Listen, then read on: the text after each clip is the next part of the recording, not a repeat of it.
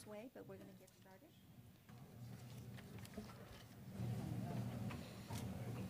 I'm going to call our meeting to order. Thank you, everyone, for joining us for this special meeting, our budget hearing starting today. So I will be leading the Pledge of Allegiance. Thank you. Ready, salute. I Pledge allegiance to the flag of the United States of America and to the republic for which it stands, one nation, under God, indivisible, with liberty and justice for all.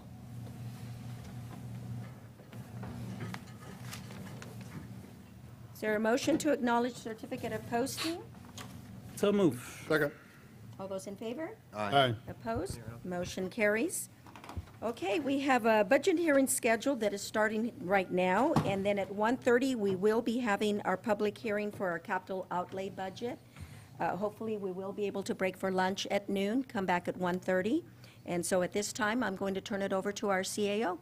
Thank you, Ray. Thank you, Madam Chair. Yes, so for the first line of order this morning, what I'd like to do is lay out today's agenda, discuss some minor changes with the format from last year, also the links. I know that there was a few technology changes, so I wanted to highlight that for the board and the public, as well as a few minor figure or dollar changes from our last special meeting that we had. Actually, it was a regular board meeting in the afternoon that we went through the mock process, and then have my remarks, the CIO remarks, and then I'll turn it back over to Supervisor Margie Barrios after. So if you wouldn't mind, please turn to page 1 on the agenda, actually just on the agenda itself. And on here, it's going to be very similar to what we've encountered the last few years. We're going to start off with our budget hearings, public hearing, as you had mentioned, this afternoon at 1:30. And then we'll continue, if need be, with our budget hearing. And then if we need to move forward with the budget hearing tomorrow, we'll hear the remaining items after our regular board meeting tomorrow at 9 a.m. The one item that I'd like to highlight is consent and regular agenda. This is something that Supervisor Robert Rivas had mentioned a few years back, which we were able to institute. That'll be the same. And looking to our last page on our agenda, there are a couple of changes here that I'd like to highlight. One is two resolutions, but the one in particular that is new for this year is adopting the GAN limit. In essence, that is our spending limit or annual appropriations of spending, and as well as adoption of the recommended budget. So we'll be reviewing schedules 1 through 15, which Melinda will quickly highlight for your board. The one thing that I'd like to mention as well is during our last meeting that we had talked about a couple things that we had addressed, and we'll go ahead and highlight those. Item 40-1180, which is out of communications. Supervisor Jaime de la Cruz had a question with regards to that particular fund unit, and it was the numbers were higher. Well, we actually had a meeting with SCR 911, and we went over the contract. Actually, the contract is less than what was anticipated or budgeted for. So I wanted to make sure the board was aware of that the actual funds for that particular budget unit did go down per Jaime de la Cruz's recommendation to look at that. So the actual numbers for the contract that were budgeted was $480,000. It's actually $464,000 within that contract. We also addressed Supervisor Anthony Botello's concern with regards to the general plan budget item, and that particular item, 65-1260. We actually moved $50,000 from contingency and actually put those funds into that particular fund unit. There was. CEO Espinosa, may I recommend that the ones that you're explaining now, that to continue, but that we go ahead and pull those, because I believe those are consent agenda items. That's fine, that's correct. This way it gives us an opportunity to go to that area and quickly be able to look at the line items. Yep, no Okay. problem. Yep. As well as one other item that was a change from our meeting, which was out of our DA's office. Our DA was able to actually allocate AB 109 funding for a potential new FTE. So there would be an additional cost to the general fund of only $2,000, but the rest of it would be coming out of AB 109 funds. So we wanted to highlight it for the board, and we can also pull that as well. I believe that's regular. That's correct. Yeah, regular agenda item. So what I wanted to do as well is talk a little bit about last year's budget hearing. One of the items that came out of that hearing was to address our CBOs. And in particular, this request came from Supervisor Jaime de la Cruz. He requested us to look at reforming the criteria and allowing others to be a part of the contributions to the community-based organizations. And this was a must-do requirement that your board had requested administration, in particular myself, to make sure that that happens this year in 15-16. I am happy to say that this was done. We actually have an additional CBO. This is the Emmaus House, and we had discussed this at a couple of meetings already, but I just wanted to make sure that the board and the public were aware that we did make that change, and we went out and actually received one more CBO. And I want to thank Melinda as well for that. She did a lot of work with regards to meetings and working with the CBOs. So let's go ahead and move forward with the CIO remarks. Overall, this budget was extremely difficult, and in particular, the reason why is our revenues for this year were really not being realized as which we were hoping that they would be, as well as our expenditures. The cost of government continued to rise, so it was somewhat difficult. And there's other aspects to this as well, the new ERP and the processes that went into posting and other things. So there's other factors along with this, so it was extremely difficult. This particular budget addresses 3 key areas in a very conservative manner for this year. One of them is personnel, the other is infrastructure and technology. So regarding personnel, the department heads requested approximately 20, a little bit over 20 FTEs out of the general fund offices to administration. Even though we've made some huge strides with regards to our county's health care reform and cutting costs and expenditures, we were able to reduce our ARC as well as our OPEB, or for unfunded liability. This still posed a difficult time for us to move forward with adding 20 general fund positions. So this year, we're requesting your board, we're just going to be tackling our safety organization this year, adding only 3 FTEs that come out of the general fund. And the other positions that were discussed at our special meetings that we had for the budget process will be offsetted with revenues. And an example of that would be out of the IT office. There was an additional personnel, an additional technician added.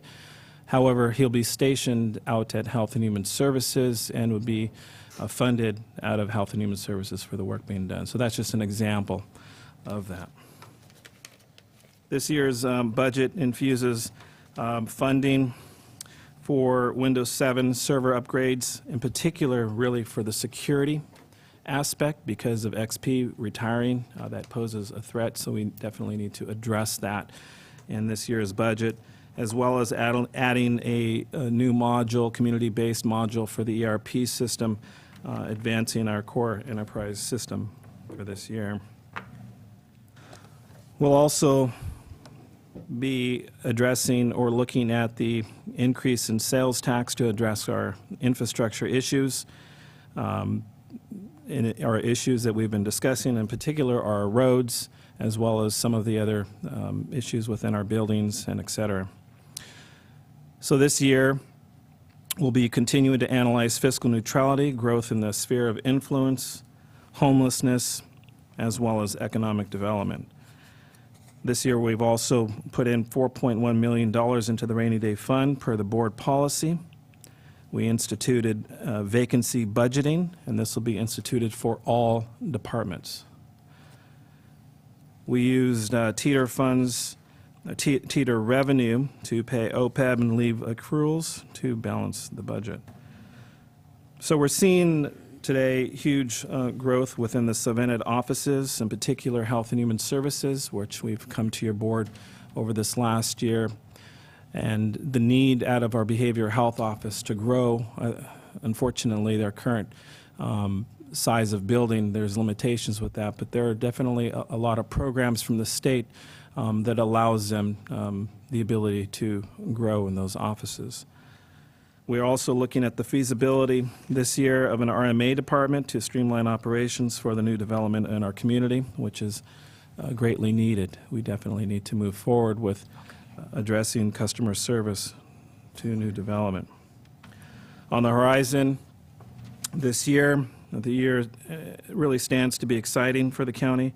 We're at the cuff's edge of PV2 moving forward, as well as Del Webb breaking ground, along with other potential projects moving forward, which could help us with our infrastructure issues. So these are just a few highlights to this year's budget. I want to thank the department heads, the fiscal staff for their work, and in particular, I'd like to thank them for understanding that we could not provide everything that they requested, in particular, full-time employees. I also want to thank everyone at administration. Everyone had a part in this budget. And a special thanks to Melinda and to Sarah for the last month or two that they've worked on the budget. So with that, Chairwoman Margie Barrios, I'd like to go ahead and turn it back to you to move forward with the consent agenda. Okay, very good. Thank you so much. On the consent agenda, I would like to ask the public if there are any items they would like to remove from the consent agenda. We have some cards. Okay, which item is that? Chairperson Barrios, items number 1, 2, 4, and 8. 1, 2, 4, and 8? And I'm sorry, and 30. 1, 2, 4, 8, and 30. That's 1, 2, 24, Oh, 24? and 30, I'm sorry. I apologize. Okay, 1, 1, 8, 24, and 30. 1, 8, 24, and 30. 1, 2, 24, and 30. 1, 2, 24, and 30. And not 8? Not 8, you had number 8. No, I'm sorry, that's my mistake, not 1, 2, 24, and 30. 1, 2, 24, and 30 are being removed from the, for the public. Anyone else? 8. Or maybe it's 8. I can't, Okay. the numbers are so confusing. Please excuse me. I'm going to bring it back to the board, and Supervisor Batella. Yeah, 25 and 9. 25 and 9. Supervisor Munzer? None. None. Supervisor De La Cruz? Just the communication one, that's all. Okay. What number is that? 17. I'm 17. 5. Just take everything out. What the heck?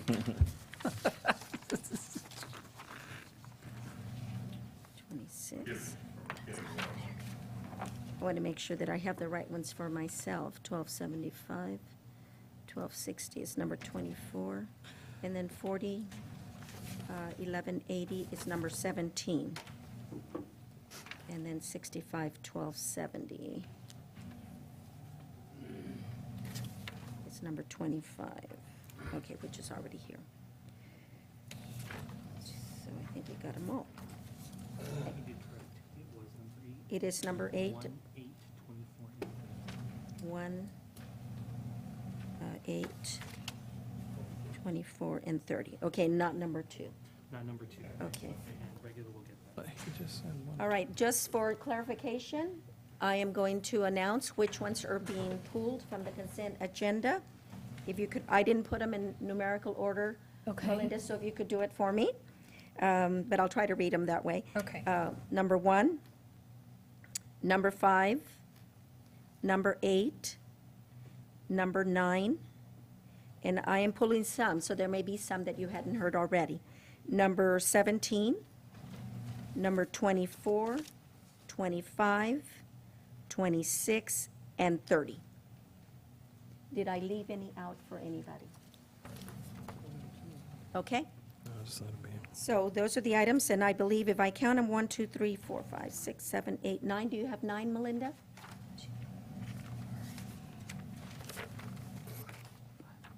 Yeah. That is correct. Okay, so we're pulling 9 items out from the consent agenda. I'll entertain a motion to approve the remaining. So move. Second. A motion and a second. Any further discussion? All Excuse those in me. favor? Aye. Aye. Opposed? Motion carries. Excuse Okay, me. we'll start with, if you could call up the card items. Madam Chair, I think Melinda I wanted to just- address the board. Wanted to remind the board to pass everything temporary do pass so that we can go back and visit them at any point if we desire. We'll amend the motion. Supervisor Munzer, can you amend the motion to be a temporary do pass? So moved or amended to Okay, temporary due pass? thank And- you. Second. And second, so the first and the second have been amended to temporary do pass. Okay. And all those in favor? Aye. Opposed? Motion carries temporary do pass for the remaining. Thank you for that Okay, sorry. clarification. Okay, we'll start then with, we're going to take them in numerical order, and if you have someone from the public on the first one, For number 1, Mr. Mr. Richmond? Marty Richmond would like to Okay. address the board.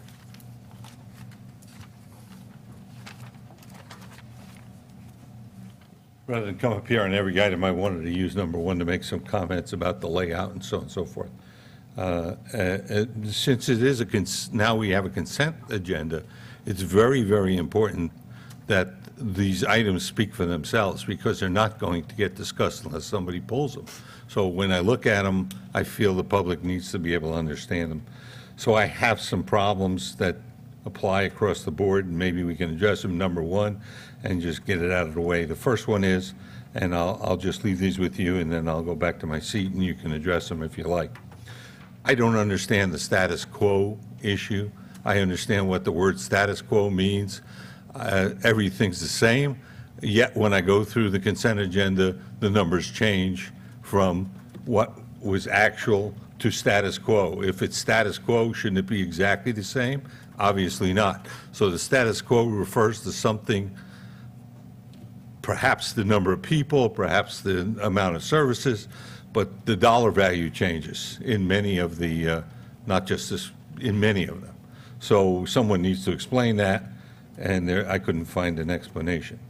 The other item was, and I believe the CAO had run the flag up on this, but I want to get it on the public record. I'm very disappointed in the lack of detail. Okay? As everybody knows, I'm a big supporter of the new ERP system, and the reason is that I expected we would get lots of detail. And I know we're first time around, but it'd be very difficult to live with this, because we can't, I don't see how, you know, I will only speak for what I can see. Unless you have some secret document somewhere, I don't see how you can do an analysis of where the money's going, because the detail is not there. So, you know, if you see a big number for services, we may have 14 Xerox machines, we may only have 1. I have no idea. We can't, there's nothing that says this is for copying or whatever. We don't know, you know, you can't tell if you got 1 cell phone or 5 million cell phones. So I don't see how the public or anybody else can look at it and say we're being efficient. Maybe they could, three guys with offices next to each other could share a copy machine, a big one, rather than buying 3 little ones. I just don't know. So those are my 2 comments in general. The status quo, I don't understand it at all, and the lack of detail, which the CAO did warn us, but when will it be available? Sometime. Thank you. Thank you, Marty. And what I'll do at this time, because those are 2 questions that were asked, Melinda, if you could just, and CAO, we'll start with Melinda on the status quo, and then I'll maybe you could go to the other. Okay, so the items that are on consent, and some have moved between consent and regular, our interpretation of status quo is that as we had commented to your board a number of times, is that this year, our budget in the salary and benefits items accounted for the normal adjustments for step increases, PERS increase, that kind of thing. We projected those in the salaries and benefits, so those are status quo to what we know will be adjustments this year. And then on the services and supplies, in most events, most cases, they were increased 3%. That would be status quo. In particular, the items 1 and 2, those items are the same. The dollars may change each year. For example, in the OPEB and the TEETR, in the revenues, we still use TEETR funding again this year. However, we didn't need as much as we needed last year. So the items are status quo. Some of the dollar amounts may change, but they wouldn't be changed drastically that we wouldn't have already notified your board about. And the second item on the line item detail, we actually do have the line item detail on our website. If you look under, I think it's on the home and the budget and finance, then you will also see line item detail. It's not exactly per division that we're used to seeing, but it's all the divisions.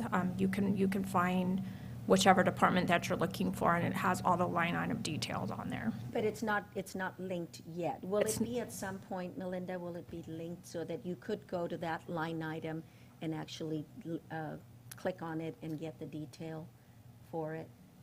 Madam Chair, if I may. So per our special board meetings, we had discussed this with your board and the public. With regards to the new RP, there was a canned report that we used in the very beginning, and that's what we were using. There was also a line item one that I had mentioned that we would be posting that on the website last week, which we did. I believe we posted it on Wednesday.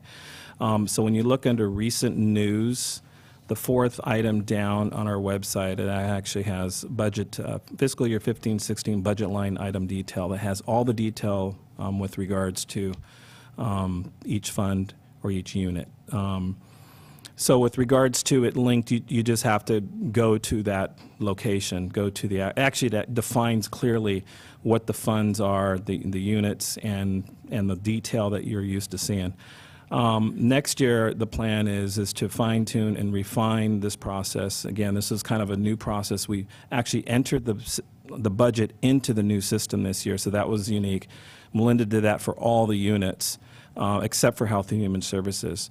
So this next year, the plan is to go through, train every office, and have them enter in their budget into the system, and actually have Melinda kind of overseeing that and the actual process and training of it.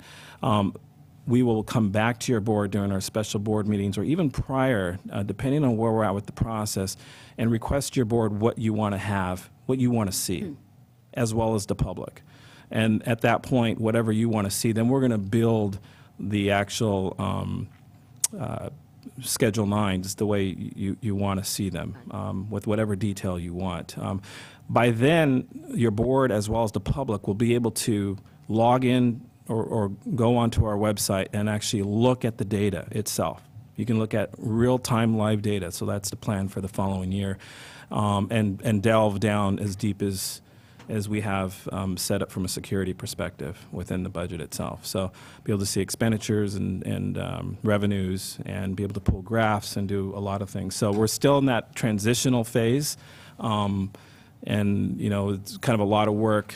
Doing the budget just by itself is a lot of work, but yet also entering, doing it with the new system is kind of a lot of work. So this year is kind of a transitional thing. But we did post the line item detail for everybody to look at. If there was any questions or concerns, it's there available for everyone to look at. And that's it. Okay, well, thank you so much for those answers. And I know that this year is going to be very unique in that we do have a new system. I had some trouble myself trying to, connect things, but I understand why. And so I think as the time goes on, we'll find it a little less challenging Yeah. So Supervisor Patella? Yeah, I agree with the comments that the chair had. It's a little hard to follow each budget, and the detail wasn't there in the notes, and, I found it be true, and when we discuss that later on, I would like to have a little bit more detail as far as how some of this money is being allocated. In the past, it was way overboard, the way we did the budget. The department head sat right there at the table and kind of went through their goals and accomplishments, and that was time consuming. It used up a lot of people's time, and that was probably too much detail. But, I understand that we're working a new system, and we're, I think the public, Marty's comments were pretty good comments and good criticism. So we'll try to work through that, today and tomorrow, I guess, and going forward. Okay, very Yeah. good. Any other comments from the supervisors? Okay, and we'll then address just item number 1 on the consent agenda. I will make a motion that we approve temporary due pass. Second. Motion and a second. Any further discussion? All those in favor? Aye. Aye. Aye. Opposed? Motion carries. Okay, item number 5. And I'm not sure who pulled that one. Let me see. Item number 2. We didn't pull number 2 after all. Oh, you didn't? No, Okay. we didn't pull. And I pulled item number 5, and that is animal control. Okay. Now, because we have a new way of doing this, I'm clicking on animal control and it's not coming up to the detail. So if I could have our CAO come over to my computer and just see if maybe I might be in the wrong place. Okay, I'm going to go to Technology at its and best. here are the ones that are supposed to be there. Once we can What do we change. call it? Emerging technology?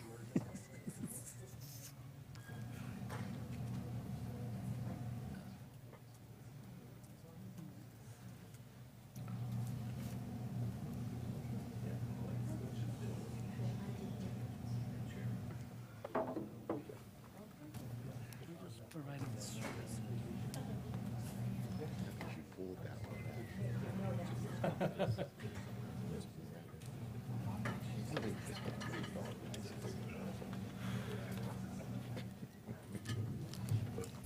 So what's been clarified for me is that when you go to the line item on the agenda, click on the number. I That's tried to right. click on the whole line, and it wasn't opening this time, so that's the key. All right. the Madam reason Chair, if I may, to Pardon, add to yes, that? please. So just for those folks at home or for those folks that have iPads in the audience, the iPads with the actual links, you cannot see them very clearly. So they're there. You just need to click on the number. So go ahead and click on the number, or when you're at the actual fund, you go ahead. See, if you look up on the screen right now, you'll notice it's marked in red, Animal Control Division 1050. You click on that, it'll take you back to the home page. When you click on the number, click on that, Melinda, if you don't mind. Click on Animal Control. It'll take you back to the home page. You see how they're marked in red?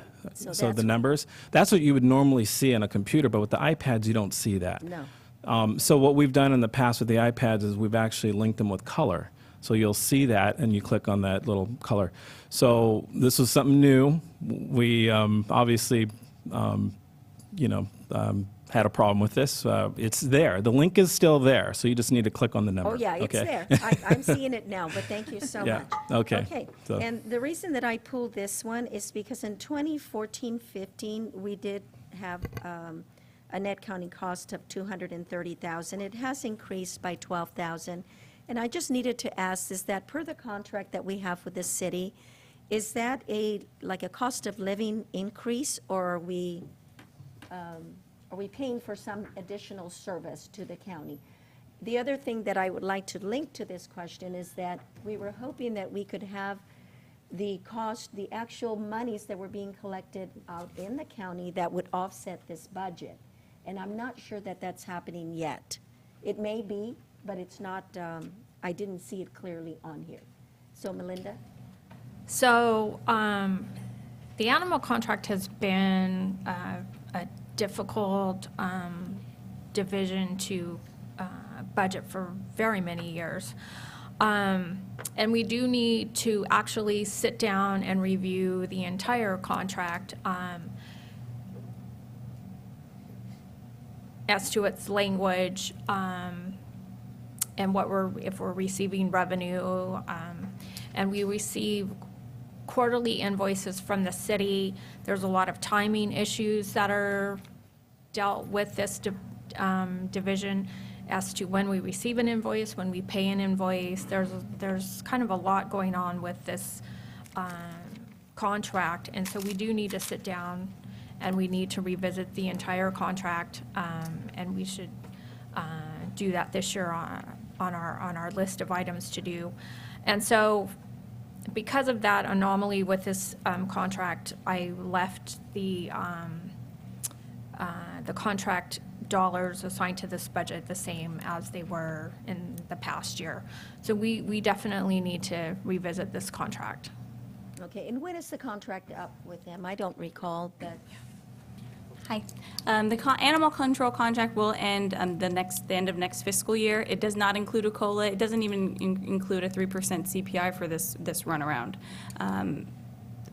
It's absolutely difficult to tell because we pay a percentage of it, so if things go up, the costs go up, so I think that's the point for Melinda's buffer there. This also includes veterinarian services, which funds have not changed, and the contract has already been signed for next year, so that did not increase, thankfully. But renegotiations will follow up beginning, closer to the end of next year to start really looking at those things, and we can do a full analysis of the quarterly statements to kind of see where that's falling. okay. So I hope that helps. No, that does help. Thank you. Okay. Any comments from the public on this item? Comments from the board? I'm going to look forward to seeing that contract come up and where we could kind of resolve some of those issues. We've talked about it before in the past, but, so this is a status quo, the same cost of the contract. We're not recognizing it going up, or it's the same. Okay. Okay. Any other comments from the board? Okay, I'll go ahead with that explanation. Move to approve temporary due pass, item number 5 on the consent agenda. So moved, Madam Chair. I moved. Second. I made the motion. You No. seconded? Okay. All clear? All right, all those I'm sorry, any further discussion? All those in favor? Aye. Aye. Opposed? Motion carries. Okay, the next item is item number 8, and that was pulled from the public. Okay, and if I could have Mr. Richmond come up.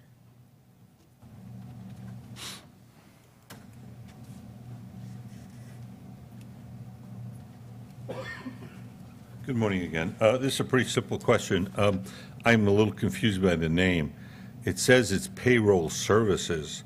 I don't know if that's $844,000 just for services, or is that $844,000 the payroll? If it's just the payroll, then and some of the charges are for actually running the service. In other words, we pay people and then we charge them because we have to, take care of the service. I think you should change the name to payroll and service or something like that, because this just says payroll services. Thank you for your time. Thank you, Marty. And yeah, I agree with you that, and Melinda, I know that there are other charges on there besides payroll, salaries, and benefits. So maybe the title is worthy of change. Okay. And maybe it should just say Council of Governments. Okay. Not have payroll Yes, services. we provide payroll services to them, and they reimburse us for the cost of their payroll. OPEB and vacation accruals. So it's basically just a reimbursement of services for processing their payroll. Okay, and there are other, it is a net county cost, right? Zero of zero. Right, And right. so, but I think it is a little confusing. It's almost Okay, this way. If we just say Council of Governments, we see the detail and realize that it's only Okay. salary, so. Is the board okay with that in the future, that it just says Council of Governments? and So, Madam Chair, so all we're doing is just approving the pay, the employees portion. That's all we're doing. That's it? Because, projects and grants and all that, that's a whole different It's a department. whole different thing, yes. Yeah, Supervisor Munzer? I think if we leave the payroll services out, and maybe those are not the right words, but if we just say council of government, then it almost sounds like we're approving council of government budget, which we're not. Right.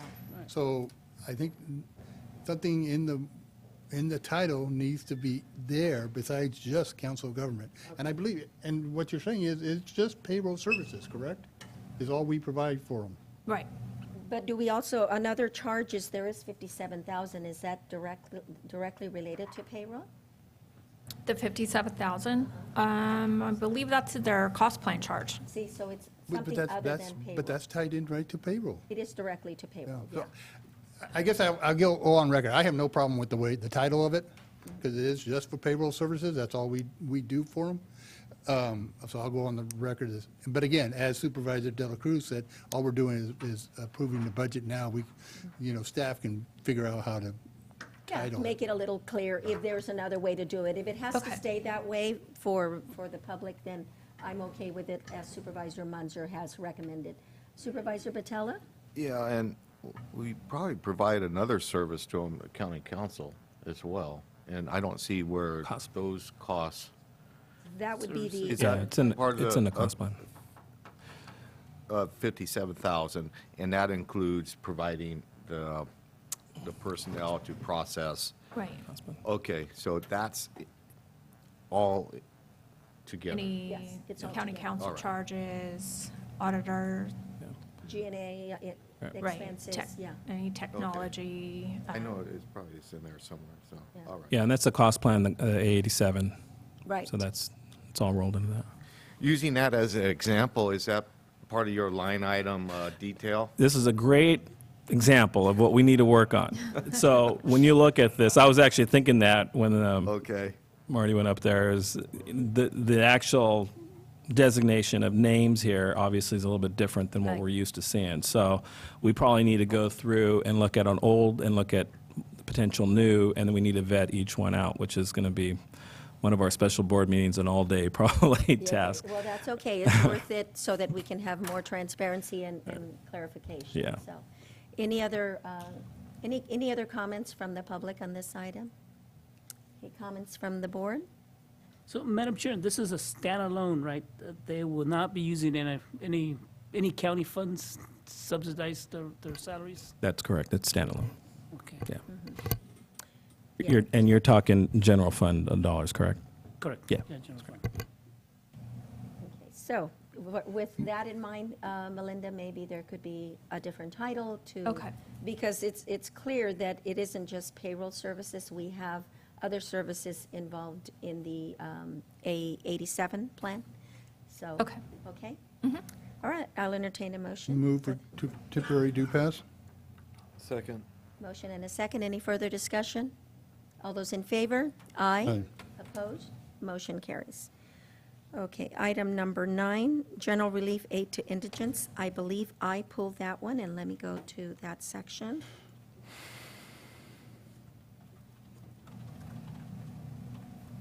And this is double what we had last year. And I'm not really sure, I see that there are funds coming from the aid to indigents other revenue, but on the bottom, the net county cost is still $150,000 more than what we've normally Correct. had. Okay. So, So in the past, this $300,000 was actually an MOE between the county of San Benito and the Public Authority Division. And this year, what we have agreed to do is not to transfer the money to the Public Authorities Fund, the $300,000, but to leave it in the county general fund. So instead of there being a charge of $300,000 in the general fund contributions, where you would normally see that 300,000, we are now showing it in the aid to indigents. It's not money going out into another fund now, it's just money staying within our fund. So it's just classifying it a little differently, but the dollars really from last year have not changed then? They have not changed. But now because we're getting it all out of the general fund. Right. And it's not moving out to another. Right. Okay, All the costs for the aid to indigents are now in the general fund, Okay. with the Health and Human Services making up the difference between the 300,000, and we're not transferring the money outside the county, outside of the general fund now. So the following fiscal year then should continue to be the same? It should be at 300. correct. So this is the only year we're going to see this difference, so. Right. Okay. Right. Very And last year, we only diverted, well, last year in our budget, we budgeted 100, of that 300,000 going to, that normally goes into the public authority. We had budgeted that 150,000 would stay in the county general fund and 150,000 would go to the public authority. As we worked with this budget, we're seeing that the entire 300,000 should be budgeted for should stay in the general fund. So the 150 that was budgeted to go into the public authority is actually, at the end of the year, going to be diverted back into the county general fund. To the general fund? Yeah. Okay, very good. Any comments from the public on this item? Any comments from the board? Questions? I don't know if it's a question to Melinda as much as maybe to the CAO. Why the change this year from the public authority to the general fund? Is there some sort of management of a project or for that 1 year? Yeah, I'd like to go ahead and invite James Whiting, he's our Health and Human Services Director. He could probably better answer that. Because that caught my eye as well. Yeah, Okay. yeah. Morning. Good morning. Go Warriors. Yes. Yeah, Matt. That's for sure. Hey, So what we did is, basically what we've done here is we've moved money from county general fund into 1991 program realignment funds. That's basically what happened. We did some research to be sure that it was okay to do that, and it is. And so we want to use county general fund, to pay for those things that the county should be paying for, and those things that we can pay for out of 1991 program realignment, we want to pay for them out of there. Okay. Okay? All right, that sounds fine. I was just curious about that Yeah. change. So. Yeah. All right, Jim, thank Thank you so you. much. Any questions of Jim? Okay, we'll bring it back to the board for a decision. Move for temporary due pass. Second. A motion and a second. Any further discussion? No. All those in favor? Aye. Aye. Opposed? Motion carries. Item number 17, communications. And I'll bring that, well, I'm going to turn that over to the CAO first, because you did have an explanation on that. You went back and negotiated. Is that the right word to use for this item? So what we did was, this particular item was brought up by Supervisor Jaime de la Cruz. He had questioned at our mock hearing communications and why the budget reflected a higher number when, I guess in years past, an analyst had went through negotiations and it looked like the cost would actually be reducing as years went by. So we were in our, I don't know what year it is, fourth year now, I believe, in this contract. And so I decided to meet with the director for SCR 911, Dennis, and we sat down and we discussed the contract. And in the contract, it actually shows a value, a figure, first going in the contract with X, and then the second year was actually a higher number. And then the third year, we needed to go back and negotiate or look at the actual figures, what those values are and the percentages, and looking at the actual cost to see where we're at. So we met with him. The actual numbers that were budgeted were $480,000, and the actual contract they have with us this year with regards to how the numbers, the calls, and the percentages based with all of the organizations or agencies within that JPA, and the amount of calls that are going on, showed an actual number that was less. So it was about 464,000. So there was an actual savings there for us. So we realized that in this particular budget during the actual hearing itself. And there was also some cost associated with computers that were allocated. And during the discussion with them, they requested to hold off on that as of now, and we're going to analyze a couple of options when we go back to renegotiation. So we're going to probably be going to negotiate with them with the new contract coming up here, and we're going to talk a little bit about having a site that they would actually pay rent for, and we would not have to invest money into the system. So they'll take care of the systems, they'll cover all costs, and they'll pay us rent or lease of a building. So that's kind of where we're at with that. So we didn't, and right now, I don't think we want to invest money into something where they're going to take it over. So that's kind of our status on that, and just wanted to make sure the board was aware that we actually took that advice and we looked at that, and that's kind of where we're at with that budget. So I don't know if Melinda wanted to add anything further with that, but that's pretty much it, that unit. Yeah. Okay.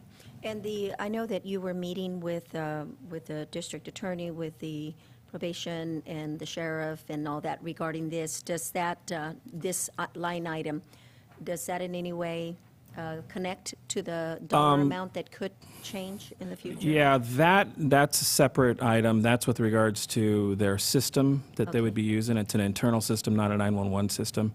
So that's a little bit different with those offices. But again, this is all tied into safety, obviously, with radios and other technologies that go forth, CAD and calls. And so they're two separate things. Two separate things, okay.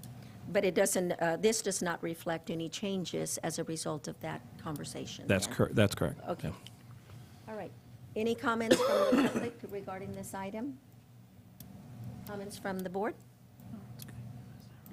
Okay, I'll entertain a motion for this item number 17. Move for a temporary due pass. Second. Motion and a second. Any further discussion? All those in favor? Aye. Aye. Opposed? Motion carries. The next item is item number 24. Supervisor Batella? I guess my questions were answered in the comments that the CEO made earlier.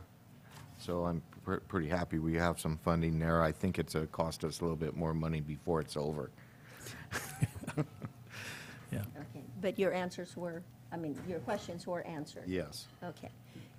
Yes, CAO Espinosa? So to add to that, this item will be brought to your board tomorrow during a regular board agenda. This has been agendized, so we're going to get an update with regards to the budget and kind of what potential costs could occur. So I think there should be very little. We should be very close to the end, but just wanted to make sure the board was aware of that. Okay. Supervisor Munzer? Thank you, Madam Chair. I just want to say, I think this is a cleaner way of doing it, too, because I had concerns about having a zero amount and then taking it from another fund if we needed it. I think this is just a cleaner way of doing it, and I appreciate that. Thank you.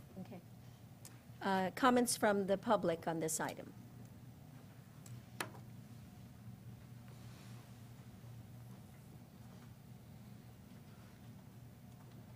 Madam Chair, members of the board, Marty Richmond from Hollister. I guess great minds run in small ruts. I had also pulled this item for the exact same, 1, 2, 3, exact same item. I didn't think there was enough money in there to finish up any way, shape, or form. But I did have another comment, so I appreciate the CAO beat me to the punch and throwing some bucks in there to get it done. Looking at the previous year numbers, how could that, maybe I just don't understand where the money is.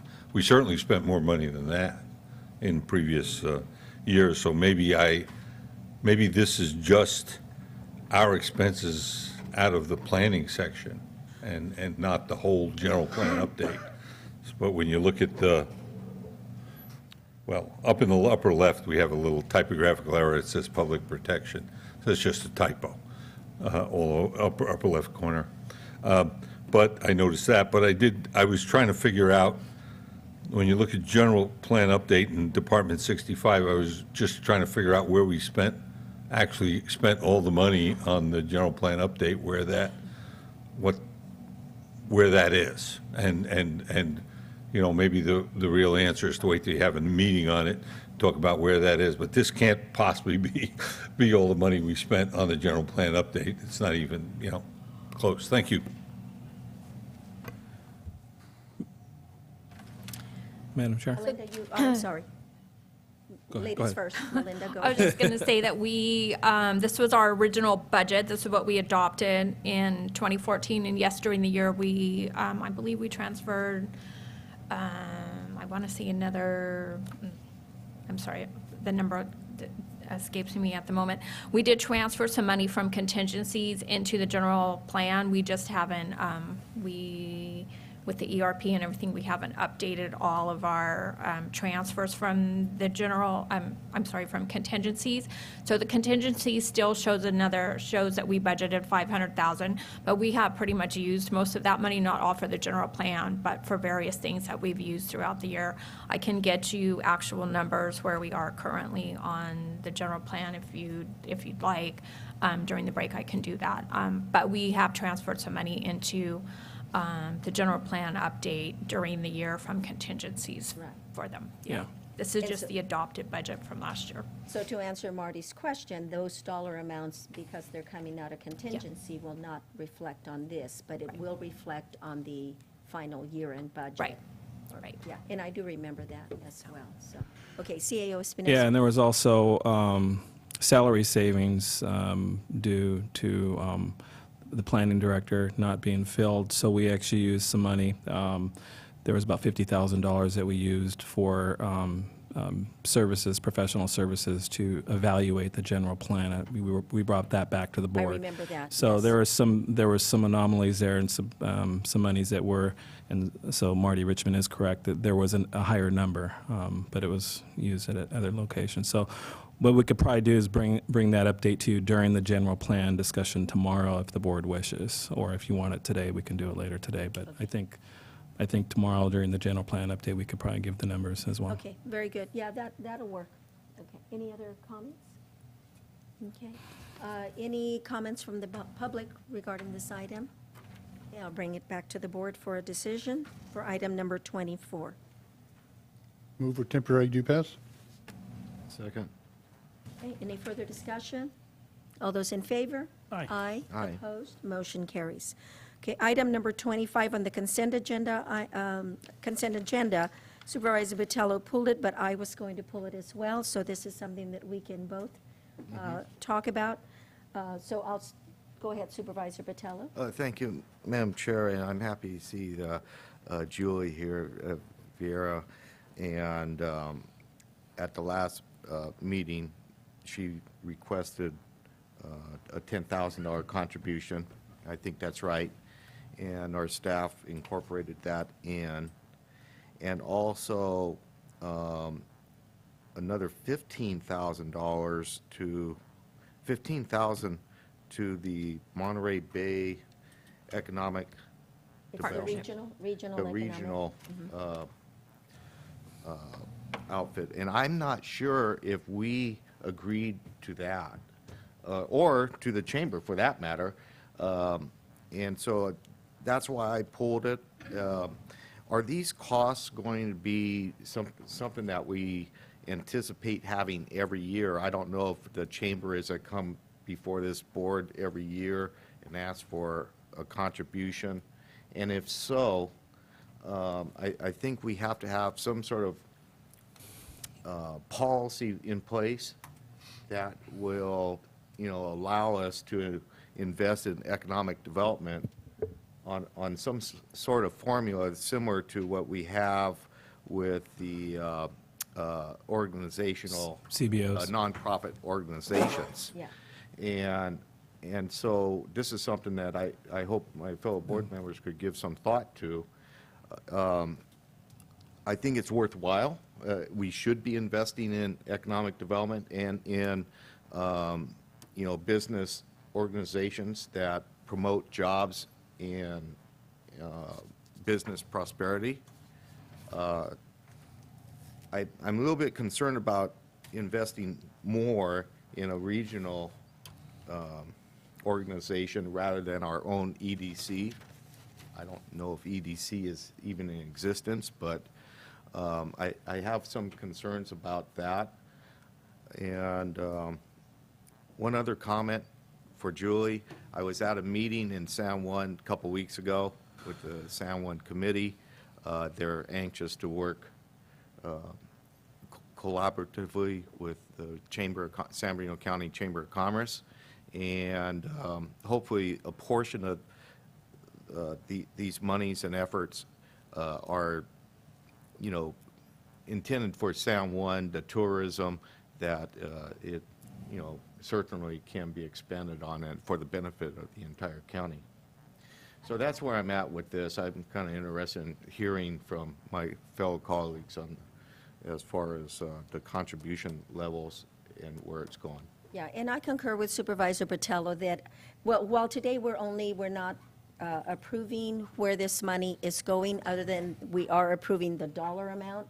At a future board meeting, I'd like to have an agenda item that will actually address how much money we would like to see go to the local, invest locally for tourism, and then if we want to join the Monterey Bay Regional Economic Development Board. I'm not sure if that's the right title, but I think we do need to have that agendized. Today, we're obviously just, but I agree with you. I think if we can find a formula like we do the CBOs, that a percentage of something, we're not really sure where we're going with this, but that would be dedicated for economic development, tourism, regionally and locally. So that can come on the same agenda item, CAO Espinosa. So those Okay, are so my, for clarification, we're not making a decision on No. these two groups today. It's just Exactly. allocated money. Okay, just to that's allocate great. money. All right. Yeah. Any questions, any comments? No, I appreciate the clarification, because I thought that we were making the decision where we're going to allocate the money. So, yeah, because I would much rather prefer invest locally rather than regionally. Yeah. So, I mean, but, yeah, I mean, I think that's, you know, I'm looking forward to the item. Okay. Supervisor Munzer? Well, okay, again, my first question has been clarified, so this is just a placeholder that we're doing today. Yes. My second comment, and when the person from the Monterey Group came and gave her presentation, she talked about working with I'm looking at Jim, and the Workforce Investment Board. I believe she works with the different workforce investment boards, and I was wondering if there's money in your budget to join her organization, and then allow the Okay. Workforce Investment Board to work with her. The role that that regional group would have on the Workforce Investment Board is as a member of the board, you know, the board. There has been no request from us, and I'm not sure at this point in time what the request would be, or if they're even eligible to put in a request for funding. If that were to happen, that we would go through the normal process on that.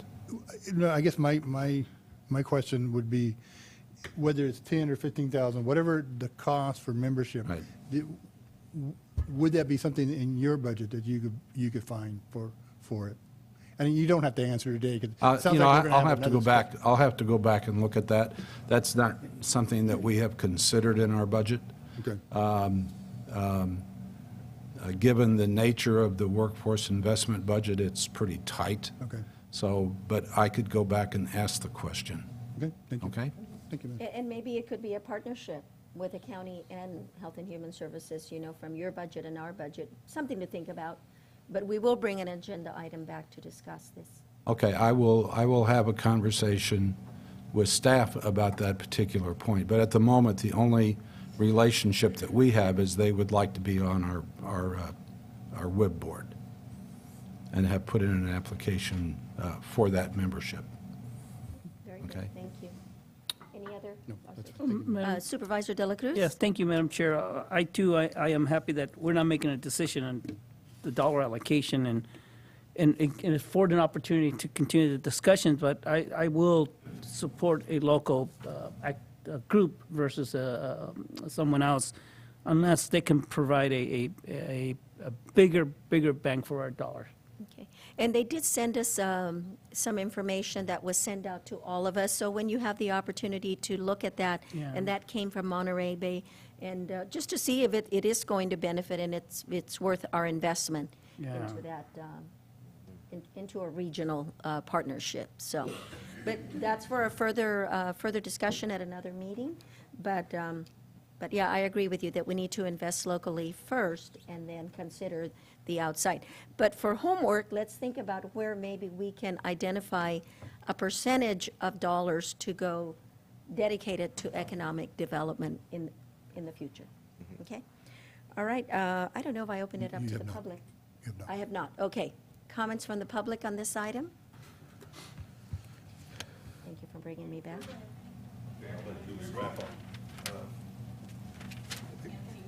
Marty Richmond, I think the world's coming to an end because I agree. We all seem to agree that this must be a mistake. Am I in the right place? Yes, I am. It says right here on this, owned by the county of San Benito, it's on this podium. So I am in the right place. A mistake. Because I just did a big article, and I hope you will read it in Benito Link, on the amount of sales taxes we are collecting using the exact same rate, the state rate. We're not arguing about whether or not we're going to do taxes locally. We're just talking about the state rate. So everybody's equal. It's the state rate. And you know, Monterey doesn't need any help, okay? Santa Cruz doesn't need any help. Santa Clara certainly doesn't need any help. And in relationship, I'm sorry to say that in relationship to us, Fresno doesn't need any help. And none of the 5 counties need any help. We're the bottom man on the totem pole. Okay, that's hard to believe, since our income, household income, is a third more than Merced, or almost half, 50% more than Merced on mid-average, and yet they're kicking our butt on sales tax, take on just the state tax. So if we had the same economic activity level as Santa Clara, just on sales taxes, you'd be collecting about $4 million more a year. How about that? And if we were doing Monterey, about $2.5 million more a year. Oh, it's true, if we were doing Merced, you'd only be getting $200,000 more a year. But really, we're below Merced. The sales, the economic thing is the gift that keeps on giving. Every year you get that money. And guess what? You get to spend it in your budget. So, you know, you invest $1, you get 10 back. What's wrong with that? Nothing. We've got to do more. We've got to do more for economic investment. We can argue all day long on what we should invest it in, but we got to do more. And I think regionally, we're the bottom guy. And as the bottom guy regionally, if you make a regional investment, you're going to get the least out of it. I think we need to help ourselves, because everybody else is helping themselves pretty darn good. The Monterey guys, with all due respect, don't care much about what's going on here. Okay? I don't see them come running here to spend their money. Well, they say go to the aquarium and so on and so forth. So I encourage you all, I don't get paid for writing these things, and they're not worth anything if I did get paid, but I encourage you all to read it. I think I woke up a lot of people about property taxes. I'm going to wake up a lot of people about our level of economic activity. As they say on all these sports stations, it stinks. There's no other word for it. It really stinks.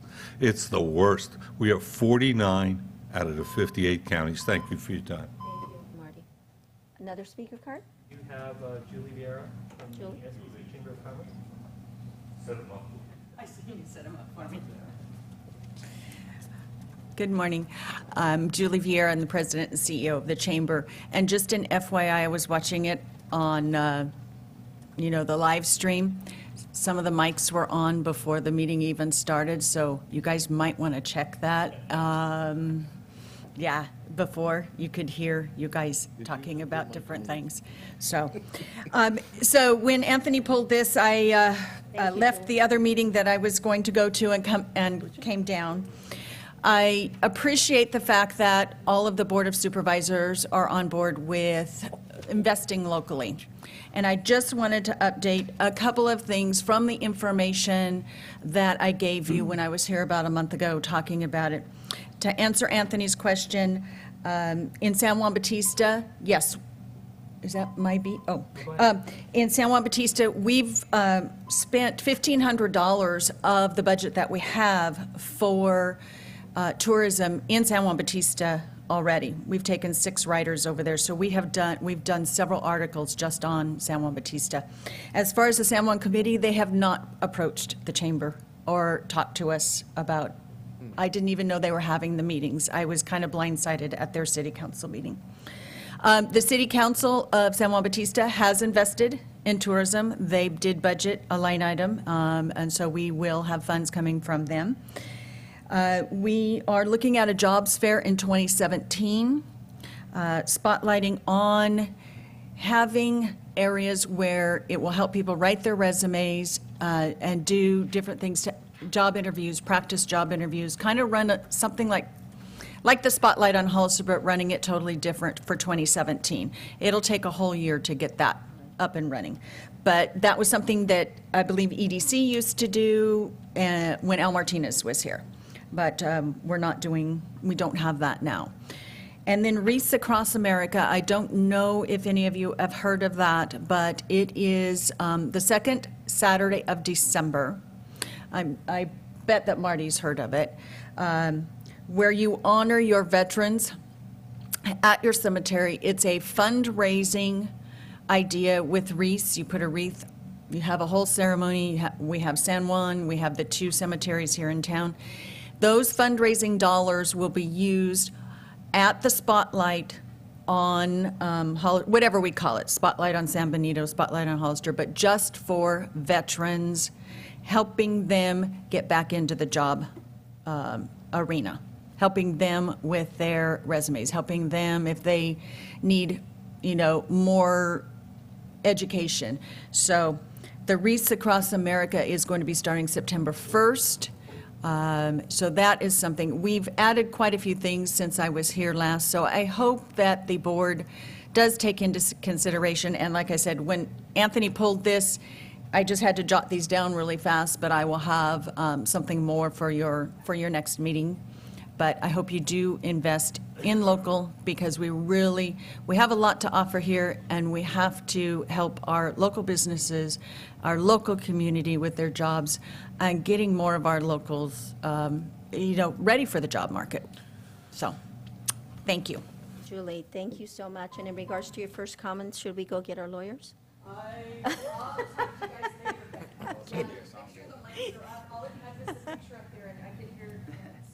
It's okay. I think we're okay, but thank you for the heads up.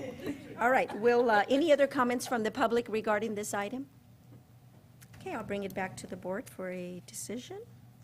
Move for a temporary due pass. Okay, motion and a second. Further discussion? All those in favor? Aye. Opposed? Motion carries.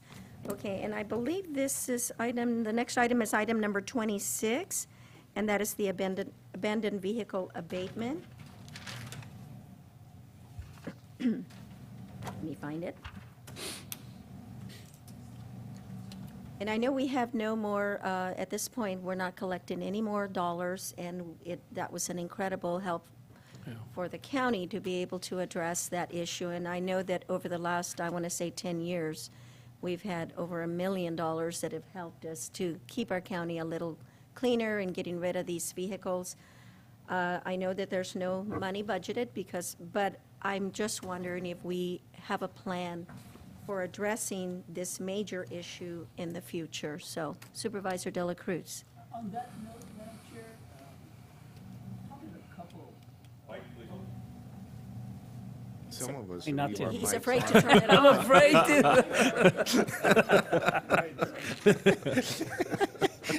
Got that, Robert? Okay. On that note, I was actually talking to a couple of toll companies, and And Ray, is there a possibility that we could do like a bidding process in which tolls companies will go out there and pick them up, or doesn't necessarily means they have to be a tolling company. It just means they have the abilities and the facilities to get rid of these abandoned vehicles. Yeah, we had a conversation with our council and staff some time back with regards to this. We had a presentation from Byron Turner and planning, and they discussed different options. In particular, one of the options was actually even doing it in-house, doing the own towing, or doing something that Supervisor Jaime de la Cruz just mentioned. So with that, I did talk to Byron, and there is a plan that they're working on. So at a later date, I think what we're going to do is come back to your board here very soon to actually get a presentation from them with regards to kind of how we're going to tackle the vehicles that are abandoned in our county. So as of now, they're working on it, and that's kind of where we're at with it. Okay. Yeah.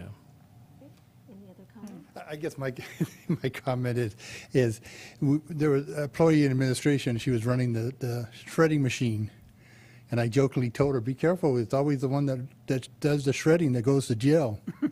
This is the other issue that people go to jail over, is towing and the problems that it could create. So we need to be very careful if we're going to go down this road and hiring people to do towing for us. We need to be very careful.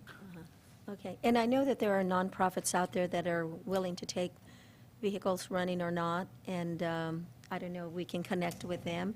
There is a market for the metal on vehicles, so that's another area that we may want to discuss. So. Okay, any comments from the public on this item? If you could come up, please.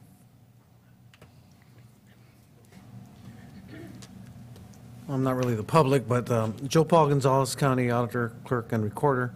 As part of my duties is register of voters. I know this item was before the electorate and did not pass by less than 1%, actually just a fraction of 1%. It was very, very close because, as you know, it's a special assessment, so it has a 66 2/3% passage requirement. I just would like to ask the board to consider again in the future to have this item again presented to the electorate, because it's kind of a no-brainer. Most counties have, most if not all of them have this this fee as as part of their revenue stream that comes into each county. And well, I know that presenting this item along with other items that the board may consider is it may be a kind of a tactical thing for the board to consider, but just want to put that out there that it was so close without any promotion whatsoever pertaining to that item. Okay, all right, we'll keep that in the back burner for a little while until we decide how we're going to move forward with the other sales, other assessments. So, okay, thank you, Joe Paul. Anybody else from the public on this item? I'll bring it back to the board. Temporary do pass, Madam Chair. Okay, I'll second it. Any further discussion?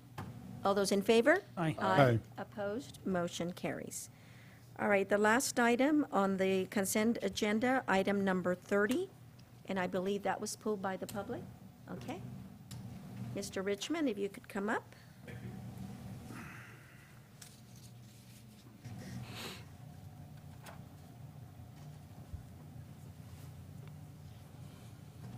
So I have two comments on this item. I think one probably relates to what we discussed earlier.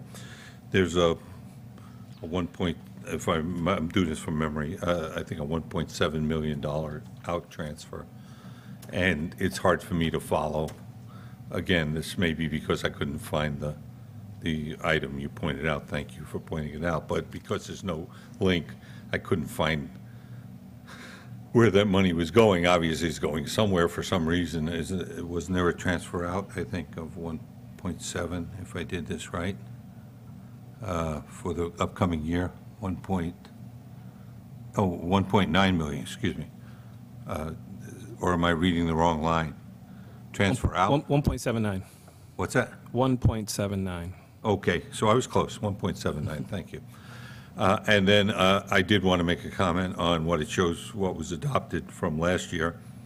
And my comment, as many of you know, because I've discussed it at some length, is that I do not believe that that $4.8 million that was transferred, and I'm not a lawyer, but I do not believe that should be in the general fund. I believe that is enterprise fund money. It was funded by the people who paid for the enterprise fund. The fact that you found someone else to pay for it, no one says you should refund it, but it should be used for that enterprise fund. That if we allow, if the taxpayers allow the government to do this, then they could backdoor tax us all the time. They can say, we're doing an enterprise, collect the money, decide not to do the enterprise, and take the money and put it in the general fund. I believe that's illegal.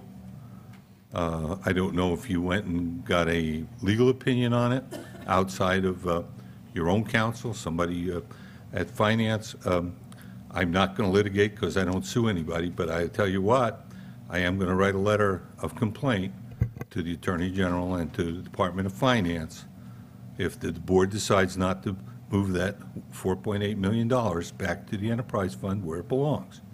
And once it's in the enterprise fund, if you got something within the enterprise fund you want to do, I may disagree with you on what to do, but it's your money, you can do it. But I don't think it should be in the general fund because people paid that money in with the idea that it was going to the enterprise.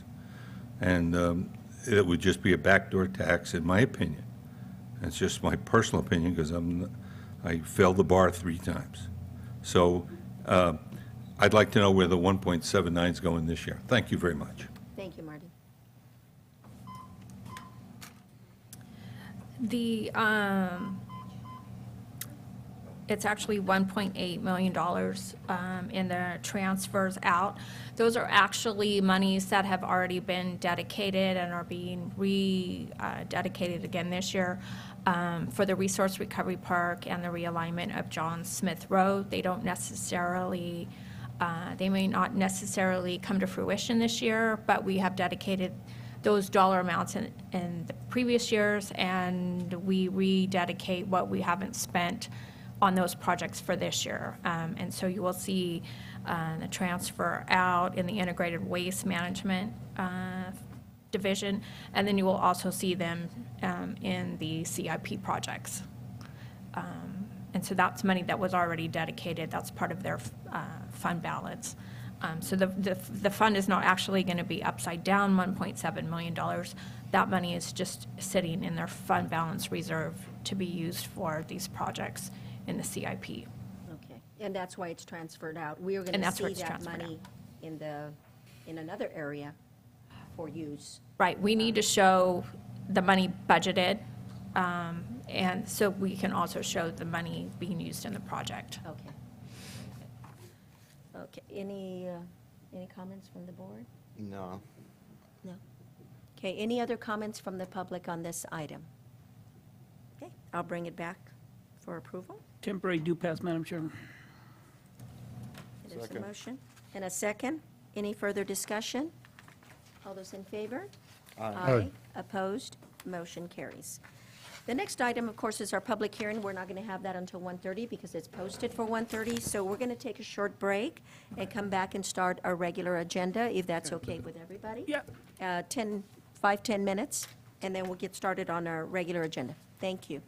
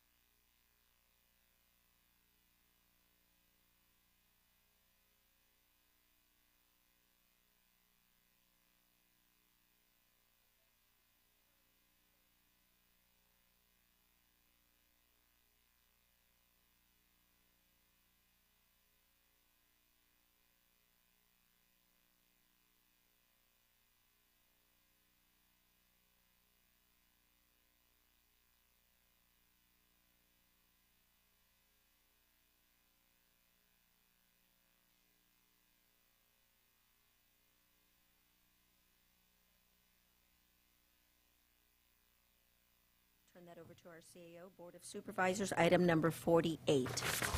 Thank you, Madam Chair. So we're going to go ahead and continue on with our Schedule 9, the remaining funds. So we have 43 Board of Supervisors. This is going to be 10.1000, and we have Melinda Casillas to go over each item with your board. Melinda? I think you need to turn on the mic. I'm sorry. Okay, so we're going to start with item 48. Sarah's going to help me navigate through the rest of these budgets. Item 48, Department 10-1000 is the Board of Supervisors. There are no revenues associated with this budget. Expenditures are in the amount of $537,221 with a net county cost of $537,221, and there are no changes from last year to this year. Any questions? Any questions from the board? Questions from the public? I'm sorry, Madam Chair, 48 Oh, I'm sorry, I didn't know that you had a card. It's okay. Okay. It doesn't matter. It's on a regular agenda. You're going to bring them all up We're anyway. going to bring them up. Doesn't matter.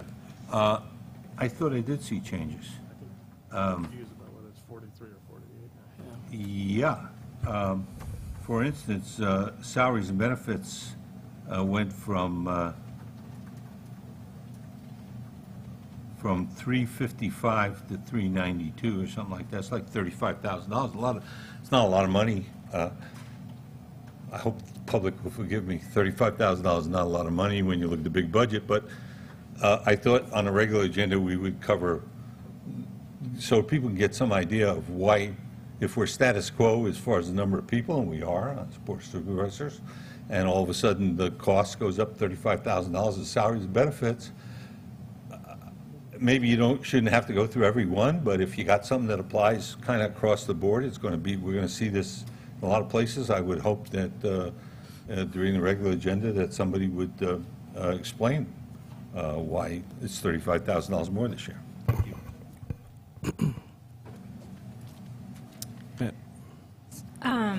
So again, salaries and benefits, unless we've pointed out that there's any changes to personnel, salaries and benefits, they have increased. They have increased because we accounted for step increases. We accounted for the increase in the rate of the PERS rate for this year. So the board doesn't have any additional personnel, and there are step increases, and there are changes to PERS retirement. OPEB changed a little bit. So there's just some costs to salaries and benefits that are naturally going to increase. But there are not any changes to personnel, which we would have informed you at that time. Okay, so Melinda, we're going to see this, and like Marty pointed out, which is good for the public to know, we're going to see this across the board for salaries and benefits. Correct. And those are going to be attributed to the step increases that were brought back, I believe it was last year, right? We brought them back. And also, 2 years ago? Yeah. We brought back step, This is brought it back. Increases. We didn't make changes to the dollar amount, but were available now to the employees.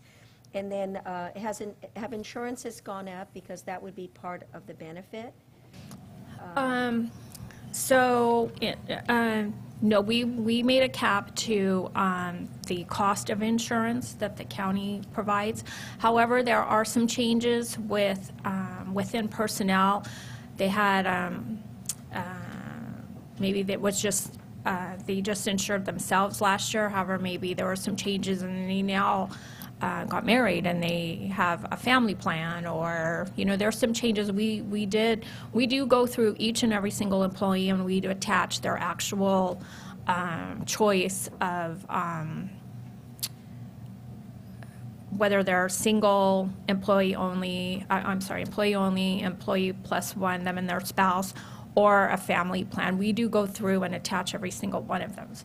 If we have vacancies, we budget that at the family rate, should they come in with a family plan. If they choose to, it's just themselves, then we have a little bit of cost savings in a vacant position. PERS rates have increased this year. So there's just some normal costs of salary and benefits, and that's what's in there unless we've made unless we've let you know that there will be a change in personnel. Okay, and also you mentioned PERS as well, that there was Right. that is an increase in the. PERS has increased this year. contribution and that is per prior resolutions. We Correct. haven't done anything new No. for ourselves, so. This will and just I want to make sure be- that right. the public knows that. Right. So, And then services and supplies Yeah, so I was gonna are, we held most of the departments to a 3% increase. There's a little bit of adjustment here and there, which we will point out as we go along too, but most of the departments, unless there was a very specific item that needed to be addressed, they were basically held to about 3%, based on the CPI of their services and supplies from the previous year. okay. Supervisor Munzer? Well, again, I guess maybe this is one column that needs to be re-identified in it, the way it's stated. Because again, the status quo is not the dollar amount being status quo, it's the department is status Right. quo. So, yeah, so you're gonna see changes in the dollar amount in all the different departments because the cost of business is going Right. up. Correct. Okay. Thank you. Madam, Yes, CAO Espinosa? so for clarity, as during our special board meetings, we've actually defined what the status quo was, and, obviously, I think we need to come back and revisit the language on that. But I think the office was trying to do is make it, easy for the community as well as the board, that this is kind of basically where we're at, or where we were at last year. Obviously, that there's some changes with CalPERS and rates and other things. Other than that, that would be it. The one thing I also wanted to define is for the board, you don't have step increases. However, you do base your increases off of the court system, off of the judges. So I just wanted to be clear for the public to be aware of that and the board. But most of the departments, most of them, we have the step increases available for them in this. And then Melinda had mentioned, I was going to mention this as well, the services and supplies was across the board 3%. I believe there was one other office that we actually increased that with, and that was, I believe, the sheriff's office to 5%. So other than that, status quo with regards to services and supplies, other than the small percentage increase. And I think Marty's right, the word status quo, you think that it's going to be the same number as before because it's status quo. So I agree with you. You need to. We'll have to work on that. We need to change that terminology so that it's a little clearer. And Even though nothing has changed, I mean, there's still 5 supervisors, the same salaries, they, tied in with the courts and medical, whatever. It's not really status quo in the sense that the dollar amount is higher. Yeah. So if you can do something to clean that up, that would be great. And actually, this was the first year we decided to use the status quo, where we took the CPI and we increased everything, services and supplies, 3%. And then we also took the current department's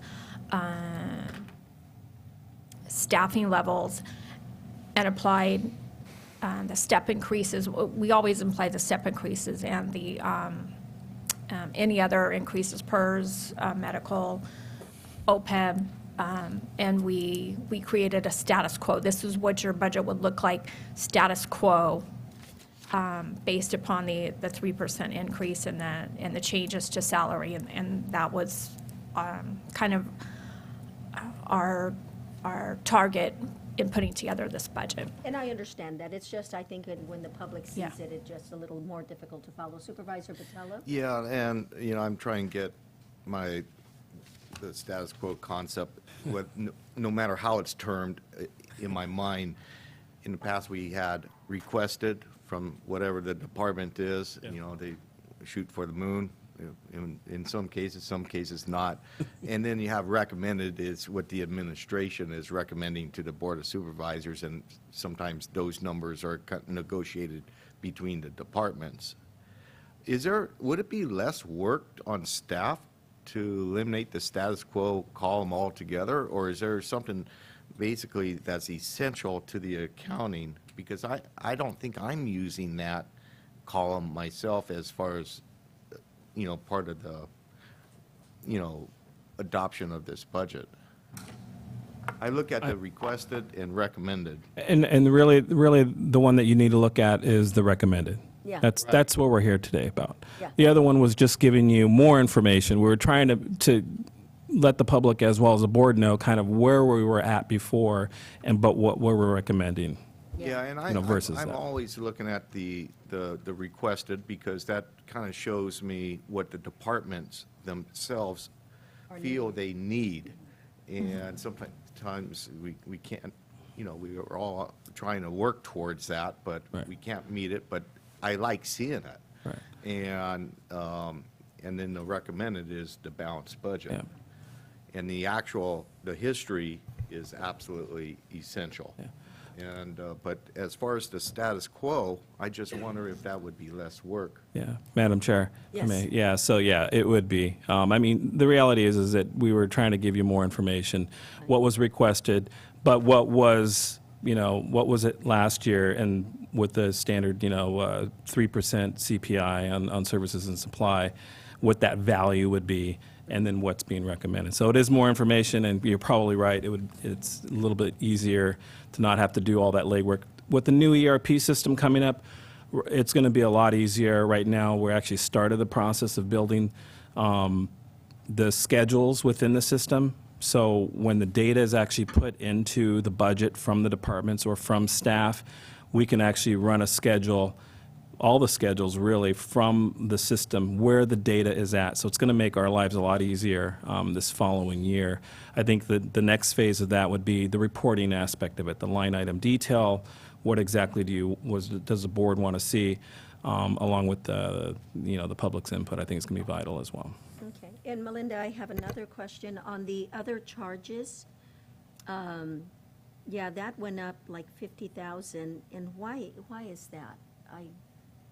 On the other charges, in most of the departments, other charges, Or is that the A87 charges?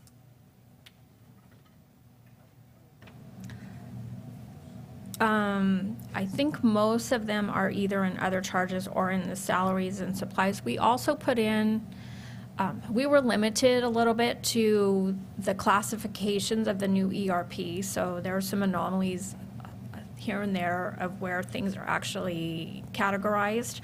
But we're also put some money into each department for Windows 7 upgrade that we need to do. Okay. Yeah. So every department is going to have to pay. That probably should be, well, that's why it is in other charges, because it's not really a fixed asset, it's more of more software type of. So I believe that the Board of Supervisors did not actually have a fixed asset line item. Well, And so I had to there put them is. into other charges. Uh-huh. Yeah. So there was a lot of growing pains with this budget. Yeah. So And because classifications. It's going to do the upgrade, it's not going to, every department will share in the cost of the upgrade. Of the upgrade. so- Mhm. Okay, Yeah. very good. Thank you. Thank you for that explanation. I know I didn't get an extra so many dollars, so now I know you didn't either. Right. Okay, Marty, you have another comment? Yes, I would ask you to break the rule just for a moment so I can make a constructive, and I don't do this very often, make a constructive suggestion. First of all, as far as Windows 7, maybe you ought to think about skipping over. Most people are using 8.1 already, and they're going to Windows 10 within 3 months. So you're going to, XP is dead, 7 will soon be dead. Maybe you ought to think about jumping up one group. But here's my constructive suggestion. If you do get rid of the status quo, that information is important, but perhaps you ought to, in the future, think about presenting it a different way. For instance, at the beginning of the budget is presenting and saying, these are the changes to the CalPERS. This went from this percent to this percent, this percent to this percent, and this percent to this percent. There's only 3 or 4 different categories. And the effect on the budget is X. So you guys know where the money went. And do the same for all the other, and you could say, and we put a 3% CPI in for all services, and the effect on the budget was Y. Okay, we added $1 million or $2 million, whatever it was. And do the same thing for all the stuff that has these, are essentially uncontrollable by you. You know, the only way you control the price increase is go find another supplier or stop using the service. As long as you need the service, that is status quo. As long as you need the service, you're going to pay for it. It goes up 3%, you're going to pay 3% more. You don't have any choice on CalPERS. They're going to tell you what you owe them. But I believe better for you, better for the public, is to know exactly why the budget went up, even though you didn't hire any more people. Okay? And that way, you can get rid of the status quo line, but get all the information in a way that is easier for you to use. Thank you for breaking the rules for me. Thank you, Marty. Melinda, but that is a good point. We could maybe have a summary, because all of the departments are going to be affected. Even though they show status quo, it's a higher dollar amount. Maybe an explanation offering what areas increase, like stepping column, medical insurance increases, whatever it may be. And this way, we don't have to confuse ourselves or the public with the status quo. So, okay? All right, any other comments from the public? Okay, I'll bring it back to the board. Move for a temporary due pass. Second. Motion and a second. Any further discussion? All those in favor? Aye. Opposed? Motion carries. Item number 49. Okay, clerk of the board. Their revenues are in the amount of $2,000 with expenses in the amount of $177,324, and leaving in that county cost of $175,324. And there were no additional requests in this budget.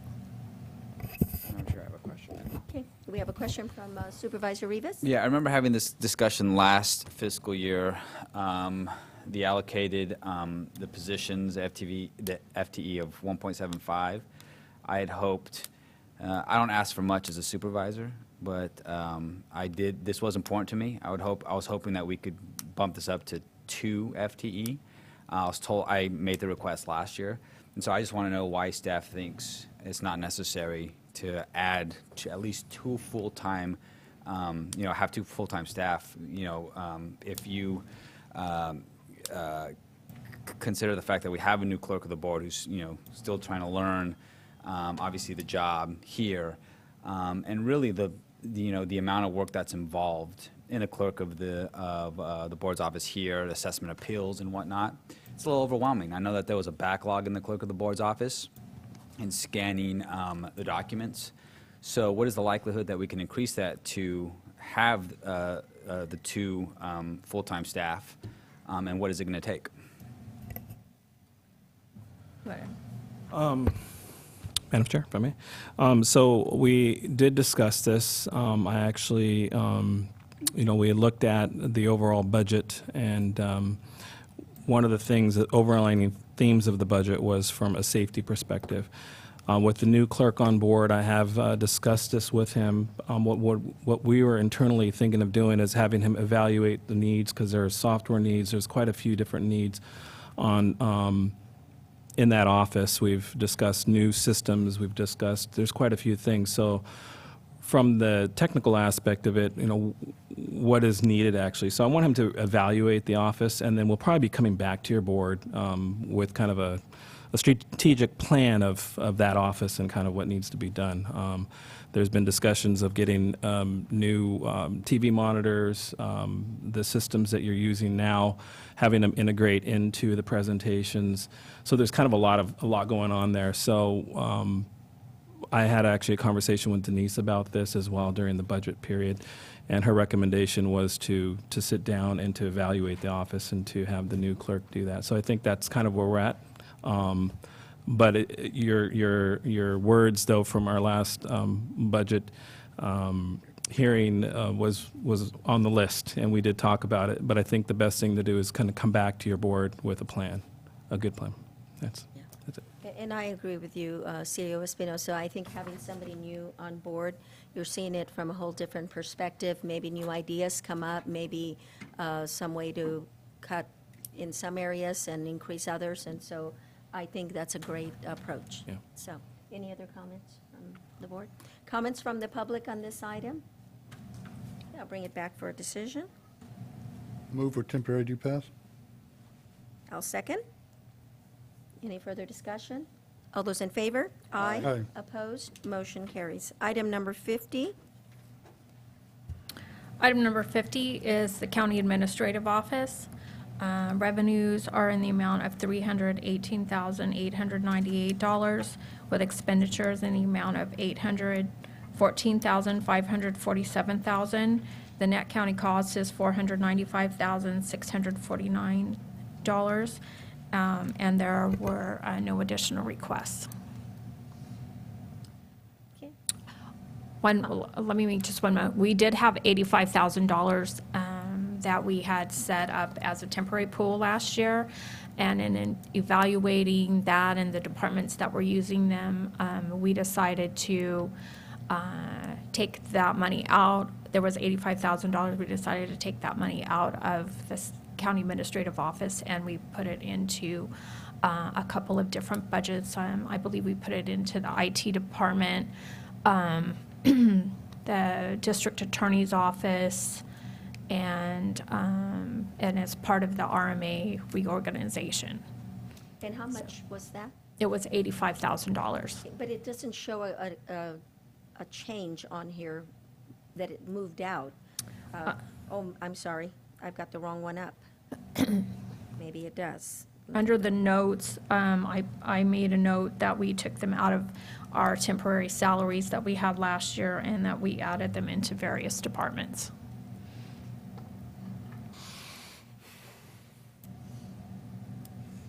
So the money is still, the $85,000 is still in the general fund. However, it's now in a couple of departments instead of just in the CAO's office. But it doesn't show as a line item on here, though. It shows in the line items. It does, would be in the salary and benefits totals. Okay, got it. But, all right, so it's incorporated in, so it's Into not the- just a separate item for Correct. that. Okay, very good. All right, any other, any questions? Yes.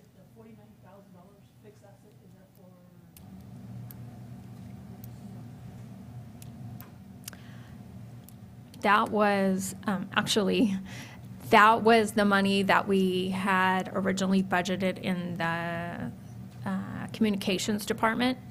And we just moved that into the CAO's office as a placeholder, should we need to address that or some additional items throughout the year. Madam Chair, if I may? Yes. So part of the conversation, the opening remarks earlier, I had mentioned about the communications, and Supervisor Hamlet de la Cruz was concerned about the increase in communications. So when I actually met with Dennis, he's the executive director for the JPA, SCR 911, we actually looked at the contracts. Contract was lower, and also there was a pool of money there for computers. He had some concerns with that and upgrading them because of some of the plans of possibly moving that office and then taking over that side of the office. So, so with that, we decided to then just move this over there just in case there's a need to buy some computers or update them. To be quite honest with you, we do need to spend some money in technology, as my opening remarks had mentioned, and this would be a place that we would be able to manage that if we need to, but we'll come back to your board during the year if there is going to be a purchase of any sort, to make sure the board's aware of it. Very good. Any other questions, comments? Okay, comments from the public on item number 50? I'll bring it back for a decision. Move for a temporary due pass. A motion and a second. Any further discussion? All those in favor? Aye. Opposed? Motion carries. Item number 51. Item number 51 is the Office of Emergency Services. Revenue is in the amount of $270,094, with expenditures in the amount of $372,347, a net county cost of $102,253. We did, with revenue offset, we did increase a half-time employee to a full-time employee. And that increase was offset by revenue. Oh, okay.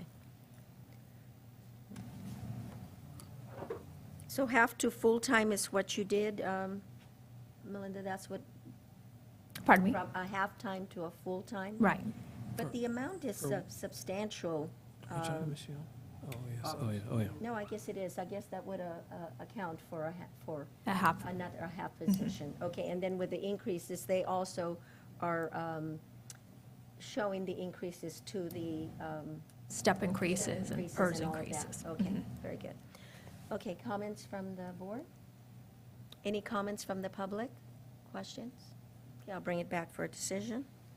So, before we go to the decision, the net county cost increased though, right? The net county cost increased due to the addition or the increase of that personnel. Right. And then also, there could be a change in the cost plan, an increase in the cost plan. And I think that was most of it. All The right. cost of a half-time employee, And Yeah. this is a grant, I guess, is pretty much. what's funding this, and how long is the grant for? Do we know? I We think it's a actually have year. Kevin O'Neill here. He can come up and answer that question. Kevin? Normally, they reoccur every year, and I know we've actually did that last year. And he clarified the actual cost of the general fund would only be a few $1,000s. But go ahead, Kevin. Right, so the grant is indefinite as far as I know. We get the award every year. The state, applies to the Department of Homeland Security, and they offer it up to us. This year it's like $500 more than it was last year, but there's no sign of it ever going away.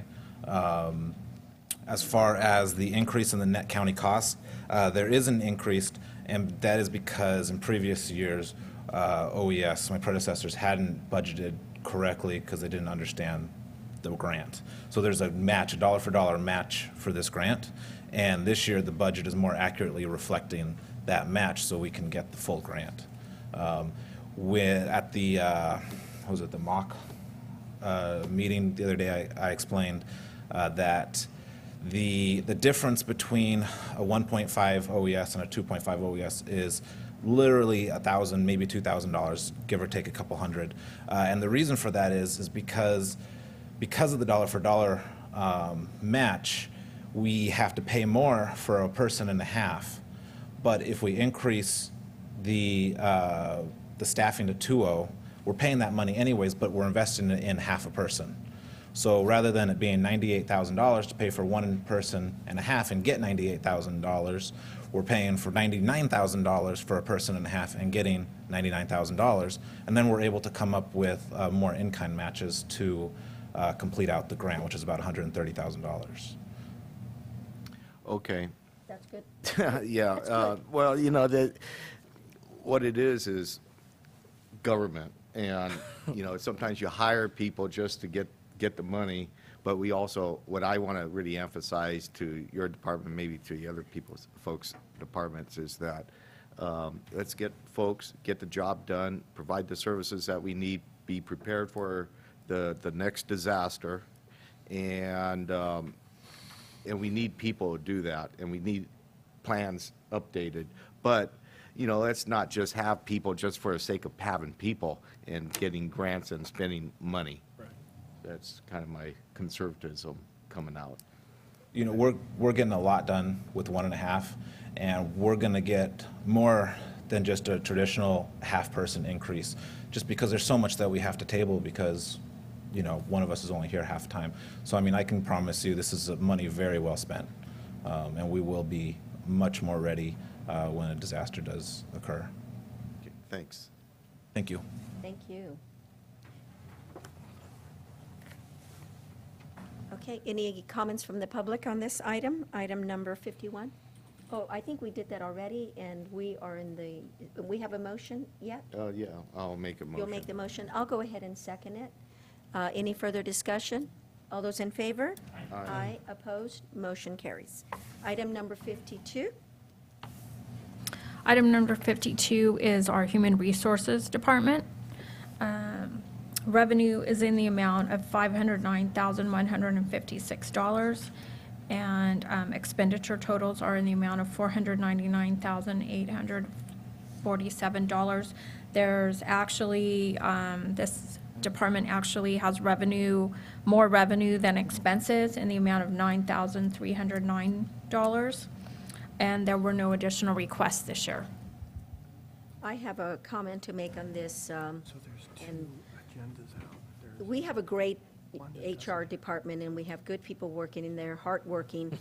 But the biggest complaint that I hear from some of the departments is that there's not enough help when they're ready to hire somebody.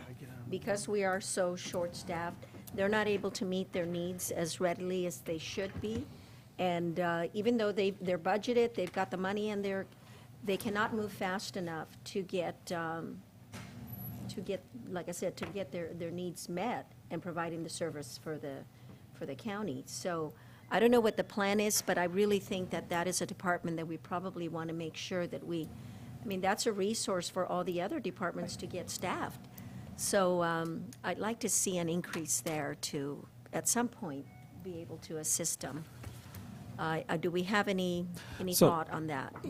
So with regards to human resources, Georgia and I have sat down on multiple occasions to discuss the plans of the office. We've actually gone out to recruit. We haven't had very good luck with that. So we do have a tentative plan. What I would recommend doing is coming back to your board, again, similar to the clerk of the board, and to give a clear, concise explanation of the org and kind of the plan within that office. I think as of today, right now,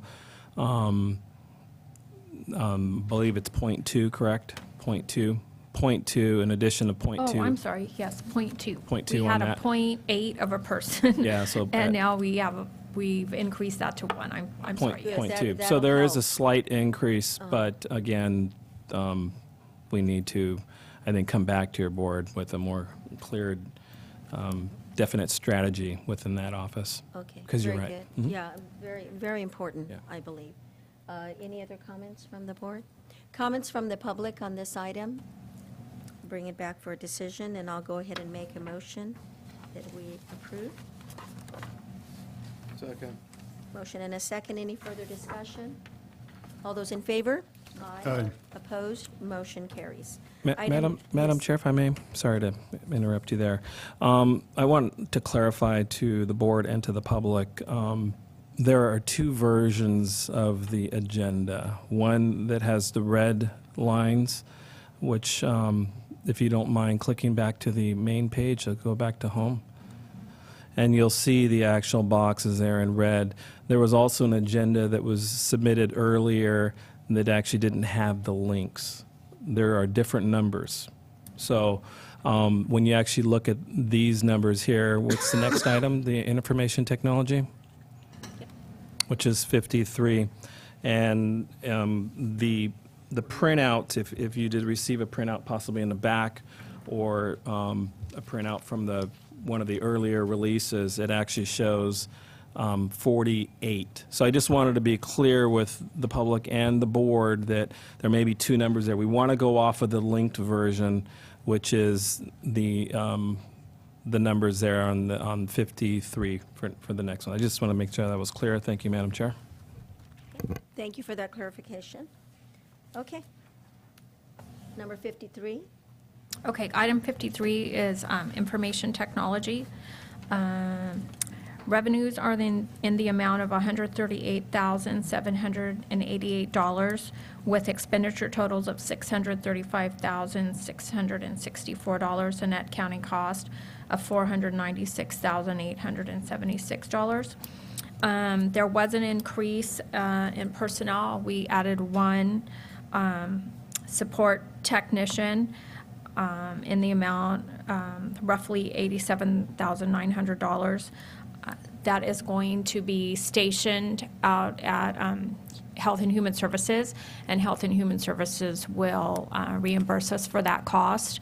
We also, in the temporary pool money, we added $25,000 to this budget in temporary personnel to help with answering phones and paperwork and that kind of thing. So anyways, that was a change to this year, was an increase in 1 FTE. That will be offset by the Health and Human Services budget. And this is another department where every department in the county uses them, and they're, address any kind of IT problem. Right. It's done from here, so it's critical to have the personnel. And Health and available. Human Services already had one employee dedicated to them. That was reimbursed by Health and Human Services. However, they are pretty much almost half of our county now, and so their demands have been greatly increased this year, too. Right, any comments from the board? Comments from the public on this item? Okay, we'll bring it back for a decision. Move for temporary due pass? I'll second. Any further discussion? All those in favor? Aye. Opposed? Motion carries. Item number 54. Item number 54 is our GIS department. Revenues are in the amount of $77,263,000. Those are basically from the users of the GIS system. Expenditure totals are in the amount of $143,917, with a net county cost of $66,654, and there were no additional increases this year requests. Comments from the board? Any comments from the public on this item? I'll bring it back. Move for a temporary due pass. Motion and a second. Any further discussion? All those in favor? Aye. Opposed? Motion carries. Item number 55. Item number 55 is the county fire contract with the city of Hollister. Revenues offset expenditures in the amount of $1,167,857, and there were no additional requests this year. Comments from the board? Any comments from the public on this item? I'll bring it back. One quick question. Sure. We're planning on trying to get that Station 3 up, and do we have that in this budget, or is that in a capital budget as far as that third station? It's capital. Capital. It is? It's in Yeah. capital. Okay, thank you. Yep. Okay. I'll entertain a motion for this one. Move for a temporary due pass. Second? All those in favor? Aye. Opposed? Motion carries. Okay, we're on to the county auditor section, item number 56. Item number 56 is elections. Revenue in the amount of $46,100. Expenditures in the amount of $639,488. The net county cost is $593,388. There were no additional requests this year. However, I believe, as we've mentioned to your board in a couple of the last special budget meetings, this is a primary election year, or this will be in the 16 budget unit, and as such, the revenue has decreased. We do not have any foreseen agencies that we can charge any of these election costs to. So therefore, the cost of increase is a 4-year cycle, and this is the beginning of that 4-year cycle. Okay, comments from the board? Okay, comments from the public on this item? I'll bring it back for a decision. I'll second. There's any further discussion? All those in favor?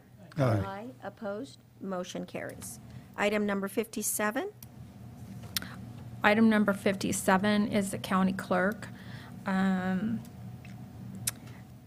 Revenue in the amount of $38,500 and expenditures in the amount of $138,894,000. And there are no additional requests this year. Okay, questions? Comments from the public? Bring it back for a decision. Move for temporary due pass? Motion and a second. Any discussion? All those in favor? Aye. Opposed? Motion carries. Item number 58. Item number 58 is the county recorder. This department has offsetting revenue for expenses. Revenue and expenses are in the amount of $743,044. This department did request one additional deputy county clerk recorder, and again, that addition was offset by revenue. And there is no net county costs associated with this department. Okay. Okay. Comments from the board? Questions? Any comments or questions from the public? I'll bring it back. Move for temporary due pass. Second. Any further discussion? All those in favor? Aye. Opposed? Motion carries. Item number 59. Item number 59 is the county auditor. Revenues are in the amount of $558,279. Expenditures are in the amount of $1,436,049.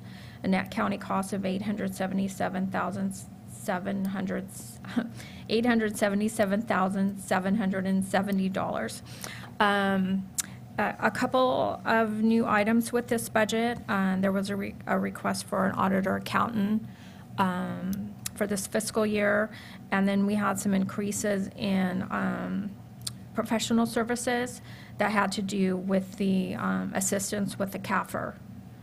And then we will also be reviewing the contract of the BITEC maintenance. We're hoping to not have to carry that as long as we, on an annual basis, that we might be able to lower that expense and decrease that contract within this year. So we'll be looking at that also.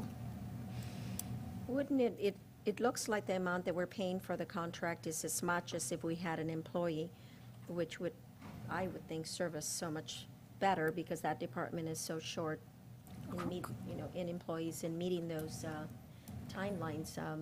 So maybe we need to give more thought to that, and maybe, Joe Paul, you can tell us if that would be the best way to go instead of budget. I mean, I know it's in the budget to cover consultants, but it seems like that's a lot of money for a very temporary thing, where if we hired somebody that could be there year-round and help you with the workload.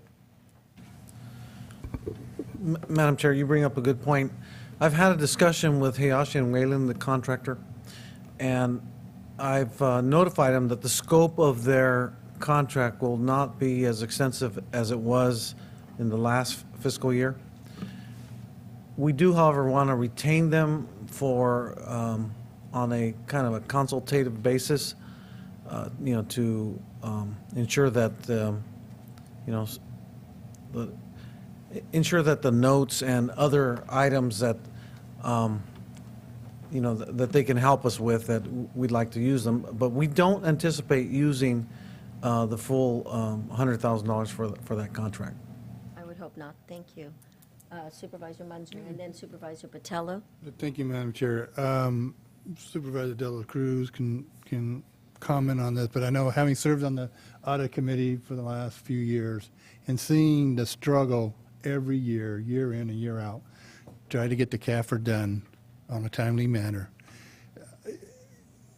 I think this is going to be money well spent in keeping this contract with the professional services to assist staff to get this done. Because I know there's many issues that once again will be before us in this year of trying to get the CAFR done again. And hopefully we'll get past these issues, and then maybe next fiscal year, we won't need the services, but I definitely see the need for this year. Yeah, and I understand the need. I think it was important, particularly since we were short-staffed, almost in the 11th hour, we were missing a person to help you. But I would hope moving forward that we could fill that position and not. One of the things that's taken place since, the last time we discussed this is that the county has hired 2 accountants. And in fact, I'd like to take this opportunity to introduce one of them, Mina Canning here. She's accompanied me, to the budget hearings. This will be his first exposure to this process. And I'm very confident and hopeful that with the additional members, 2 members of the staff, that we'll be able to, provide CAFR preparation services that will, pretty much we will be doing it on our own, and we will not, as I mentioned before, we won't need the entire contract amount for Hayashi and Wheeling Services. That's our plan. Okay. But under the audit committee's recommendation, that contract was added to our budget because they felt they wanted to give the auditor's office the tools to ensure that the CAFR was prepared not only timely but early, and that's our goal. Thank you. Supervisor Patello, you had a question? Yeah, I'm happy with the explanation that you brought forward. I'm very supportive of making sure we have the staffing in-house and moving in that direction. It sounds like that's been primarily on my mind this morning, especially in your office, Joe Paul. And I see the value of keeping the professional services contract in that, it's probably a higher level of expertise that we would need on maybe more of a temporary basis to get the CAFR through than what we could hire on a permanent basis in the office at this point in time? Well, actually, the principal reason to hold on to that contract is so that the work that was initiated by Hayashi and Wheeling and utilizing their caseware system in order to produce the CAFR, that was not completed last year. And the reason why it wasn't completed is because it would have required much more time, and we would not have made the March 31st deadline to submit the CAFR to the, both to the independent auditor, and the independent auditor must be able to report that to the Federal Audit Clearinghouse by March 31st and to the State Controller's Office. All right, Supervisor De La Cruz? Supervisor Munzers and I have been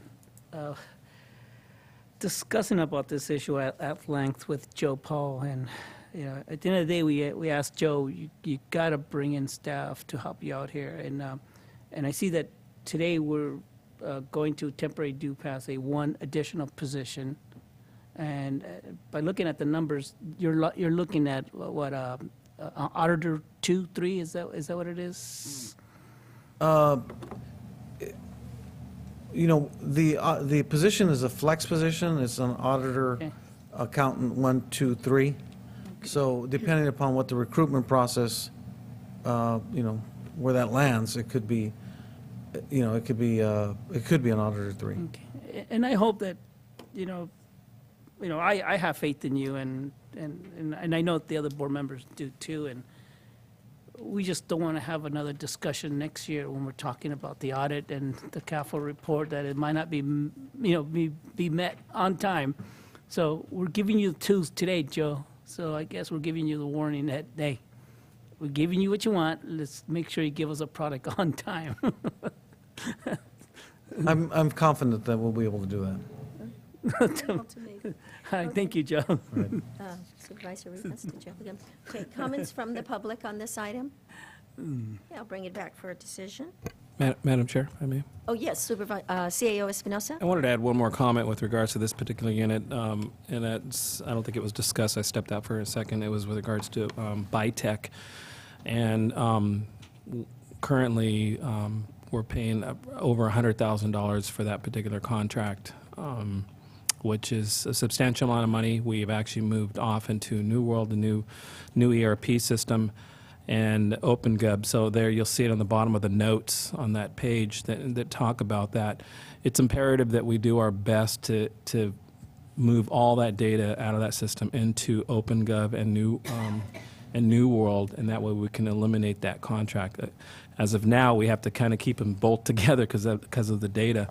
But the sooner that we can remove and end that contract, the better off we are, where we don't have to spend that money. We could actually use that money for technology or for other offices. Yeah, well, my hope is that we are assisting other departments because of this new system, that life will be a little easier for them, and that because they are short-staffed, that they can meet the needs a little easier, because every department needs help. Yeah. They're all short-staffed, so at some point, we're going to have to try to increase those for better service, so. But I'm hoping that this system is going to do that, at least take a little bit of the edge off. You know, I think it already has substantially with every department.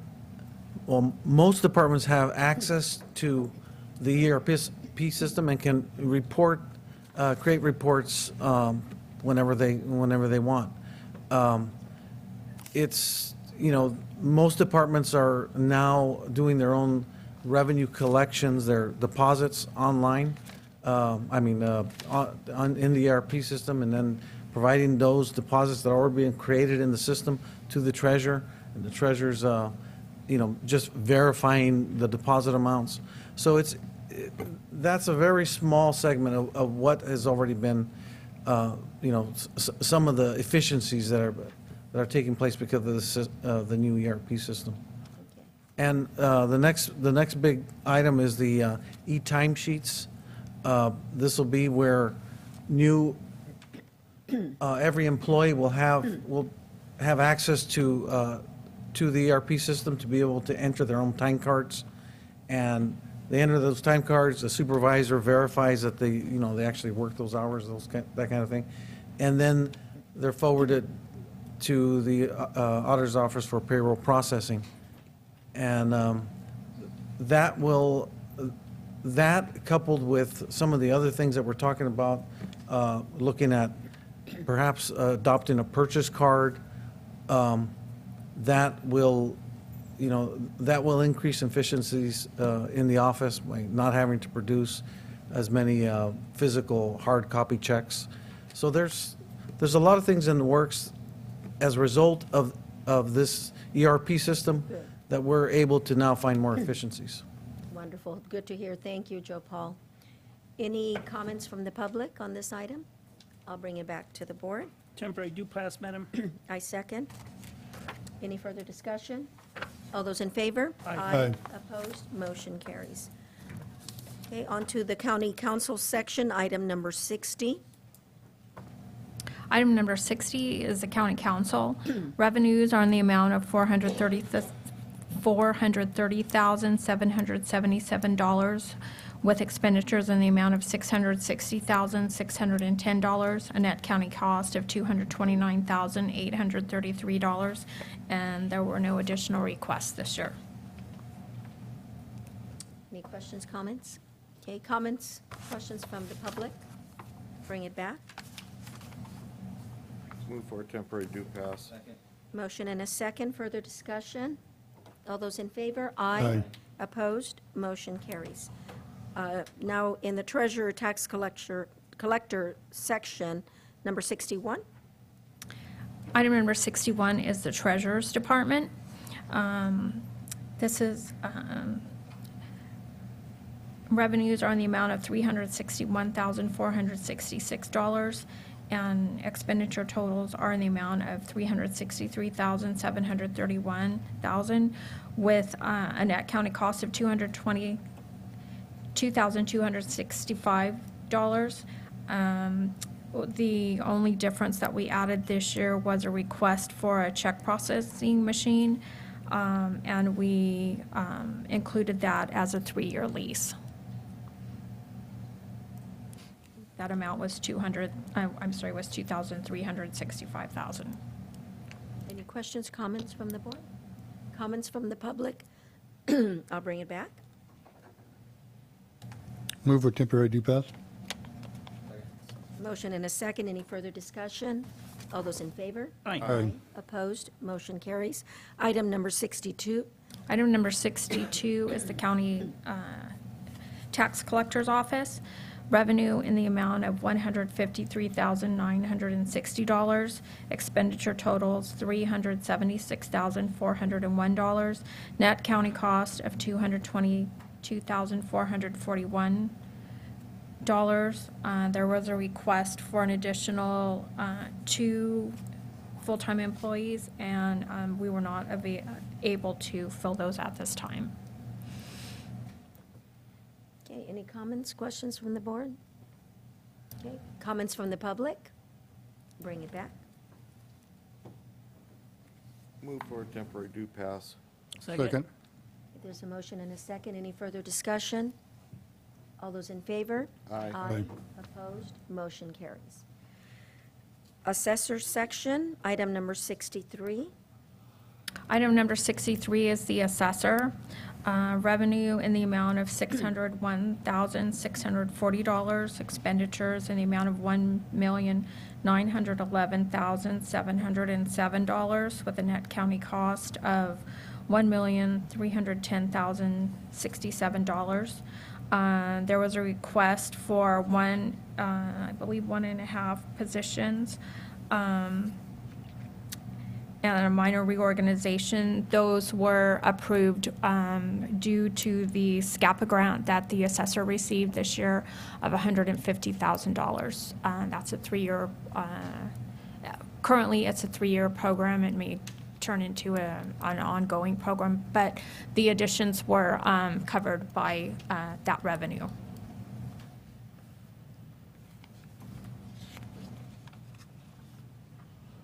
So, Melinda, on that one, the additional amount is about, even with the additional revenues, it was approximately, about $200,000? So was that as a result of the step-in column, and were there any changes? I know it says status quo at, it is.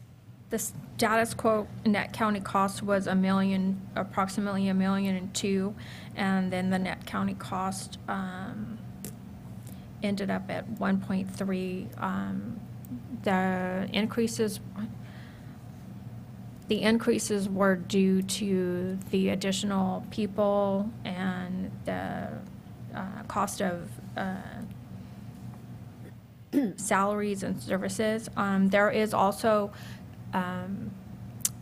increase in here for the Windows 7 upgrade, increase of the cost plan.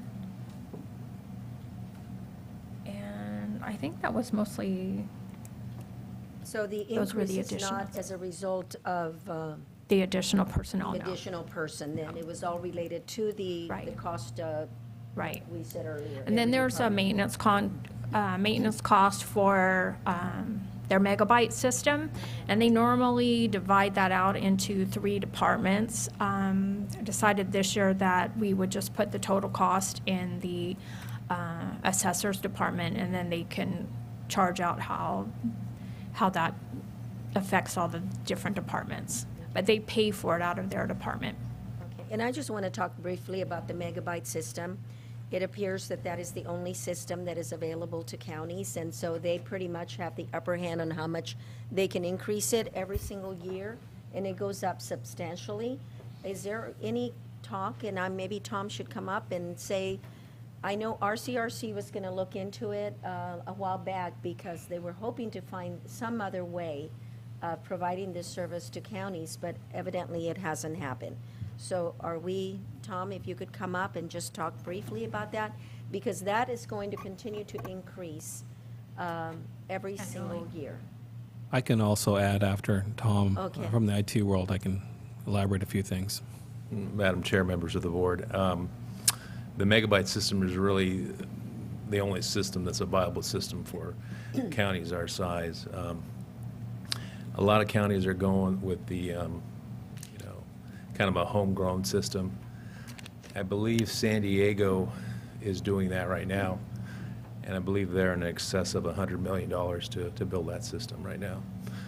Santa Clara last year tried to do it, and I believe their vendor went out of business. So, and as far as the increase in cost, I believe there's a 2% CPI that's added every year to the cost. But I remember one year went up like $75,000 from one year to another, and that certainly was not the CPI. No, that was basically an upgrade to the system. Oh, that's what it was. And all the counties in the megabyte program had to, pay up. And ours was really reasonable. Some counties had to fork out in excess of $500,000. So there's really, at this point, there's no hope for another, but our CAO had a comment on it, maybe. Yeah, I Maybe just there is kind of hope. piggyback in on what Tom, our assessor, just mentioned. There are a few counties that have taken the plunge to move forward. Santa Cruz County actually moved forward with the new system. But the cost to do that is tremendous, and they have a very large IT department, support staff to address that, in the millions of dollars to do something like that. So those costs are something that we probably can't really do unless joining forces with some of the other counties. That has been a conversation out of the California Association for Directors for IT, and I'm not sure if your office has talked about that, but I know from IT perspective, a few years ago, there was a conversation of actually joining forces together. But again, each jurisdiction is different. The values are different. There's quite a bit of customization with each county, so it'd be pretty costly as well to move forward with that. So that was just my. Yeah, the megabyte system, there's 21 counties on the megabyte system out of the 58 counties in the state. And as Ray had mentioned, you need a pretty big IT department if you're going to do something in-house. Santa Cruz County has, I think, over 80 in their IT department, so they can do that. So for now, this is really the most. This is the only Most viable affordable. solution we have right Okay. now, unfortunately. So. Okay. Well, we'll just keep our eyes and ears open, see if anything changes. Thank you, Tom. I appreciate that. Okay, any comments or questions from the board? Okay, comments from the public on this item? I'll bring it back for a decision. And I'll make a motion to temporary do pass item number 63. Second. Motion and a second. Any further discussion? All those in favor? Aye. Aye. Opposed? Motion carries. We're going to the sheriff's section, item number 64. Item number 64 is the Sheriff's Operation and Patrol Division. Their revenues are the amount of $1,426,410. Expenditures are in the amount of $5,448,300 with a net county cost of $4,021,890. To this budget, this year, we funded the second request that was brought to your board back in January for a sheriff's deputy. You authorized the sheriff to go ahead and recruit for 2 additional deputies. You funded one of them, not the other one, so we are including that. There's an addition of another sheriff's deputy, and we've added an office assistant secretary. And then we've added one. There was a vehicle involved in an accident that we're replacing, but the insurance is covering the cost of that replacement. And then we've also added one additional vehicle. Again, their services and supplies were not kept at the 3% CPI adjustment was a little more like 5%. Thank you, I Melinda. think that's all. Okay. Any questions, comments from the board? Comments from the public on this item? No oh, Marty?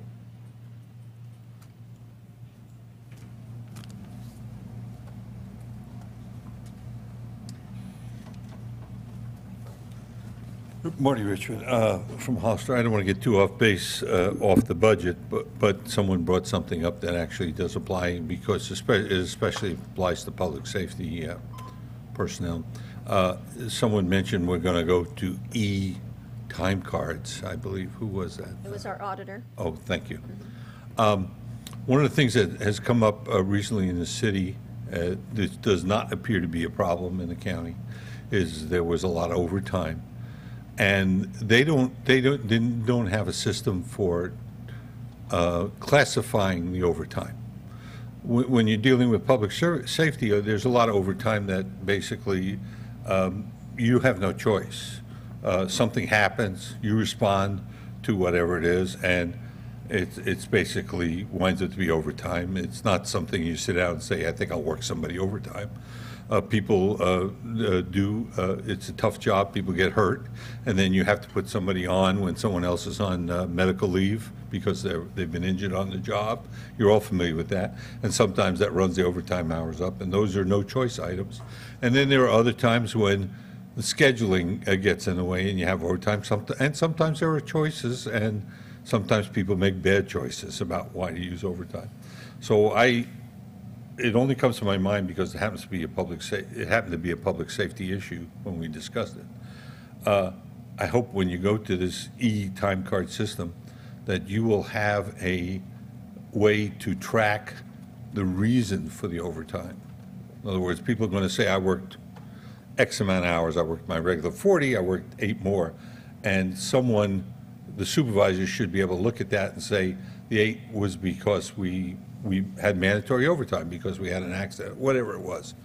3 or 4 categories that put it into, it was a response to job necessity, it was to replace somebody who was injured or whatever. This will give you a better idea of your manning in the future, how you should man, whether or not it pays to put more people on the payroll. Thank you. Thank you, Marty.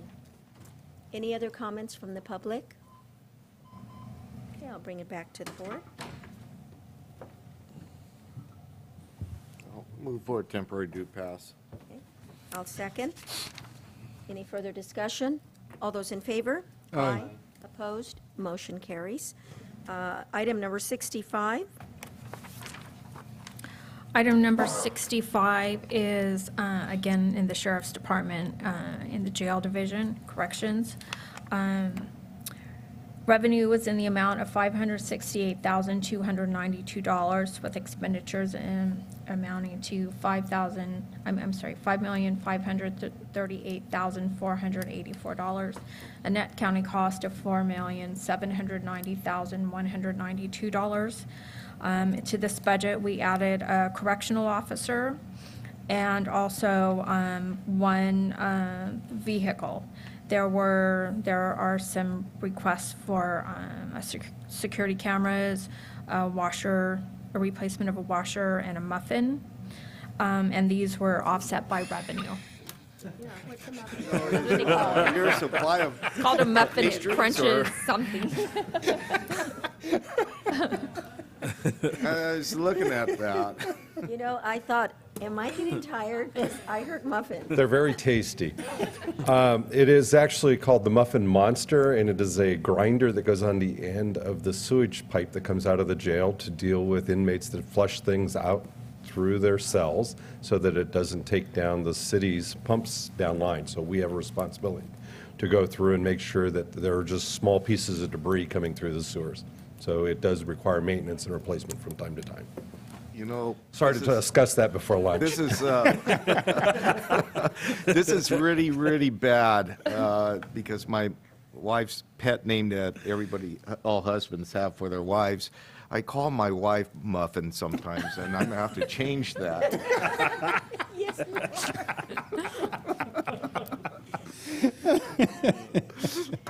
That's too What funny. do they call it? TMI? That's it. Okay, so that explains the additional cost. Any other questions? But that was a good one, Supervisor Botello. Yeah. Okay, any comments or questions from the public? Okay, I'll bring it back. Move for temporary due pass. Motion and a second. Any further discussion? All those in favor? Aye. Opposed? Motion carries. District Attorney Section, item number 66. Item number 66 is the District Attorney's Office. Revenues in the amount of $199,829. Expenditures in the amount of $1,498,342. As Ray mentioned to you earlier, they requested an office assistant, and we weren't able to do that at the time, so we had moved $25,000 in for some temporary help.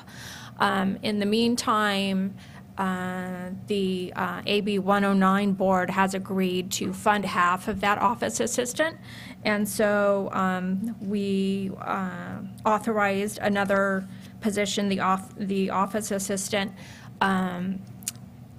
basically $25,000 or $27,500 on the county side with a match of $27,500 on the AB 109 funding, and we were able to add that office assistant to this department. So if we do temporary due pass, do we approve it? It includes the office assistant. We have to say that and include. No, it, in what's being recommended to you includes that. There was a change from when we met at the end of April at our special board meeting. So it's reflected And already, it's- because I don't see a change from 14-15 to 15-16. It's 10, and it's still Oh, I'm sorry, yes, it's 11 people now. as a recommended. Well, right. Okay, then we do, when we make a motion, we do have to make sure that we have that correction made, right? Correct. And I believe it's in the authorized position already, the authorized position schedule already. Okay, very good. So that's leveraging. That's good. All right, any comments from the board?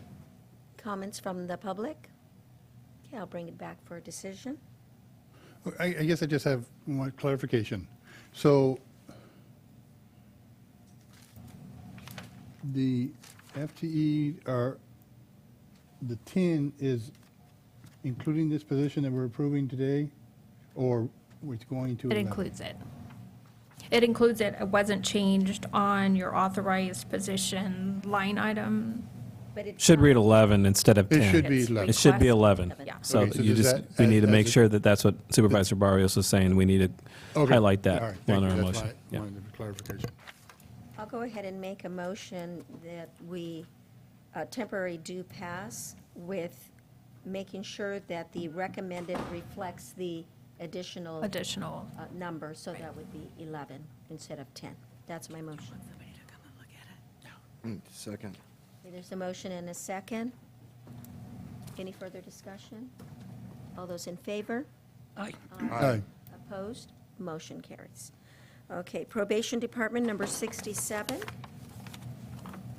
The probation department, item number 67, revenues in the amount of $1,562,277. Expenditures in the amount of $2,983,646. The net county cost of $1,421,369.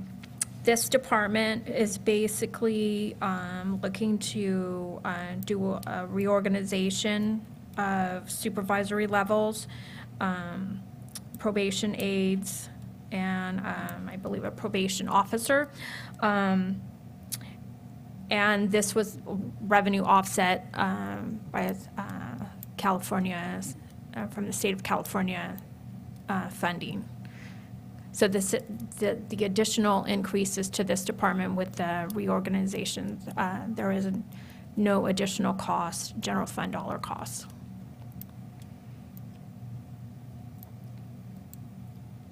Okay. I'm a little confused only, and I know that we talk about this department all the time through the AB 109, community corrections. But the $1,099,000 for 14-15 is now recommended for 15-16, 1,421,000. But that is being offset by the additional monies, AB 109 additional funding? It's not exactly just AB 109 money, there's additional pots of money. Madam Chair, members of the board.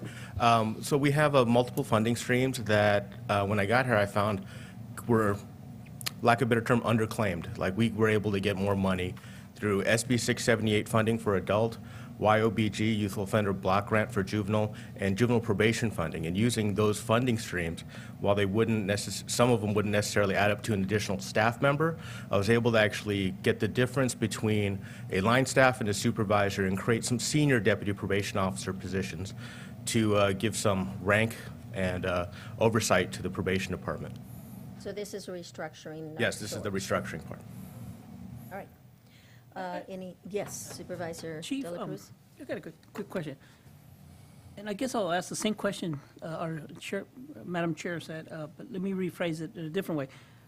What you're saying is that the increase from 14-15 to 15-16, which is about $325,000, that's actually general fund allocation, right? Some of it is the, my understanding from Melinda, some of it's the increases in PERS Act allocation, the increased cost for medical and benefits. For the restructuring and for the additional staff, what we've done is actually find the funding to actually fully fund those positions and the increased costs. So the differences should equal out in terms of a revenue neutral to the county. It should be revenue neutral, once you take all that. Once I take all the stuff together, Increase health yeah. insurance and all the other good stuff. That's my understanding, yes. Okay. All right, thank you. Comments from the public on this item? Okay, I'll bring it back to the board for a decision. Temporary due pass, Madam Chair. Okay, motion and a second. Any further discussion? All those in favor? Aye. Aye. Opposed? Motion carries. Okay, County Library. No, I'm sorry. Number 68, under probation. Item number 68 is a juvenile detention facility. Revenues in the amount of $55,875. Expenditure totals, excuse me, of $1,795,082, with a net county cost of $1,739,207. There was a slight additional request in this department to replace the mattresses. Half of those mattresses, the funding is for half of the mattresses to be replaced this year, and the other half to be replaced in the next fiscal year. Okay. Questions, comments from the board? Any comments from the public? Any questions? Okay, I'll bring it back for a decision. Move a temporary due pass. I second. Any further discussion? All those in favor? Aye. Opposed? Motion carries. Okay, County Library section, number 69. Item number 69 is the county library. Revenue in the amount of $154,000 with expenditures in the amount of $910,671. A net county cost of $756,671. There was a request for, I believe, 1.5 additional FTEs, which at this time we were not able to fill. Any discussion? Supervisor Munzer and then Supervisor De La Cruz. Okay, so the self-checkout station, we're approving one? The self-checkout, the information that I was given was for roughly $41,500. Half of that money would be coming from the Friends of the Library, and the other half would be coming from the general fund. Okay, that was going to be my second question, but my first question is, we're approving one checkout station. I'm assuming that one checkout station costs $40,000.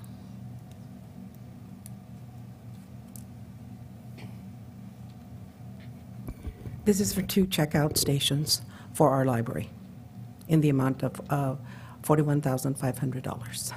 Half coming from the Friends and half from Absolutely. the county. That's good leveraging also. I like that. Okay, and then some of that 41,000 is for training and everything? I'm sorry? Some of that 41,000 is going towards training staff to, There'll have to be some training for the staff as well as for the public. Okay. That has All to right. take place. But this does fund two checkouts? Absolutely. Okay, all right, thank you, Madam Chair. Okay. Madam Chair, actually, Yes. Nora, I got a question. I'm looking at the requested revenues, and then under section 123, which is other revenue, you put down 43,000, and our staff is making a recommendation that you generate 53,000. Is there going to be an issue for you to meet that $53,000 goal?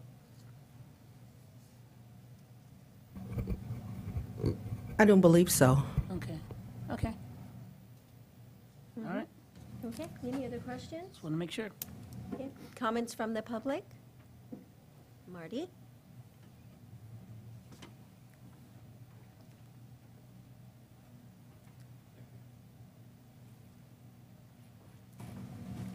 Marty Bishop from Wallace. The California State Library in Sacramento that works for the state has published recently an updated database on every branch and every library in the state of California. So it's like 187 libraries. It's over 1,000 branches. I think it's 1,180 or 1,190 branches. I took the 97 or 96 branches that basically were about our size, up to almost twice our size, up to 100,000 people. And I left off all the tiny little ones, and I just left off all the ones that service 5 million people because it doesn't make any sense to doing comparisons. And it turns out that our library has done a terrific job as far as what percentage of their budget comes from federal grants and state grants and other outside of yours, and including, even though we have a small county, including what percentage of their budget comes from donations like from the Friends of the Library. So they're actually doing a very, very good job, and I will send you the detailed information on the exact dollar figures and the percentages involved and the averages for the 97 library. But the library itself, I know this should wait for the CIP part, but I have another appointment this afternoon. I will not be able to make it, so I want to make my pitch while the iron is hot. We've got to do something about the facility, which means we need $8 million. Now, $8 million will only be about a third of what it was going to cost for a new facility, but I'm hoping that within the next year or two, or 3 or 4, we can come up with $8 million so that we can leverage that for $16 million from a library bond and and build a new library, because that's the only hope we've got. That library's in the wrong place. The parking is no longer available in the neighborhood. There's no there's not a lot of public transportation. And I will wrap up by saying I can go into detail forever and ever on this, and you know it. And I will do it the next time I get an opportunity. So I hope you will keep that in mind, that they're doing a good job of actually funding themselves. Thank you. Yeah, thank you, Marty. And I have to agree with you. We do have a librarian that really goes up to bat for the community, and we do end up with a lot more than we had in the past. So thank you. Okay, any other comments? Any other comments from the public? I'll bring it back to a decision then. Temporary do pass, Madam Chair. Second. Any further discussion? All those in favor? Aye. Aye. Opposed? Motion carries. It is 2 minutes to 12. We can take on the Ag Commissioner and wrap it up. Why don't we do that? Okay, number 70. Item 70, the Agricultural Commissioner's Sealer of Weights and Measures. Excuse me. Revenues are in the amount of $665,000. Expenditures in the amount of $1,046,181. A net county cost of $381,181. They requested 2 vehicles this year, and we were able to provide them with 1 vehicle. There was a slight change. They share the Agricultural Commission and the Mosquito Abatement Fund share the same employees, and there was a slight adjustment between those two. And other than that, it was status quo to last year.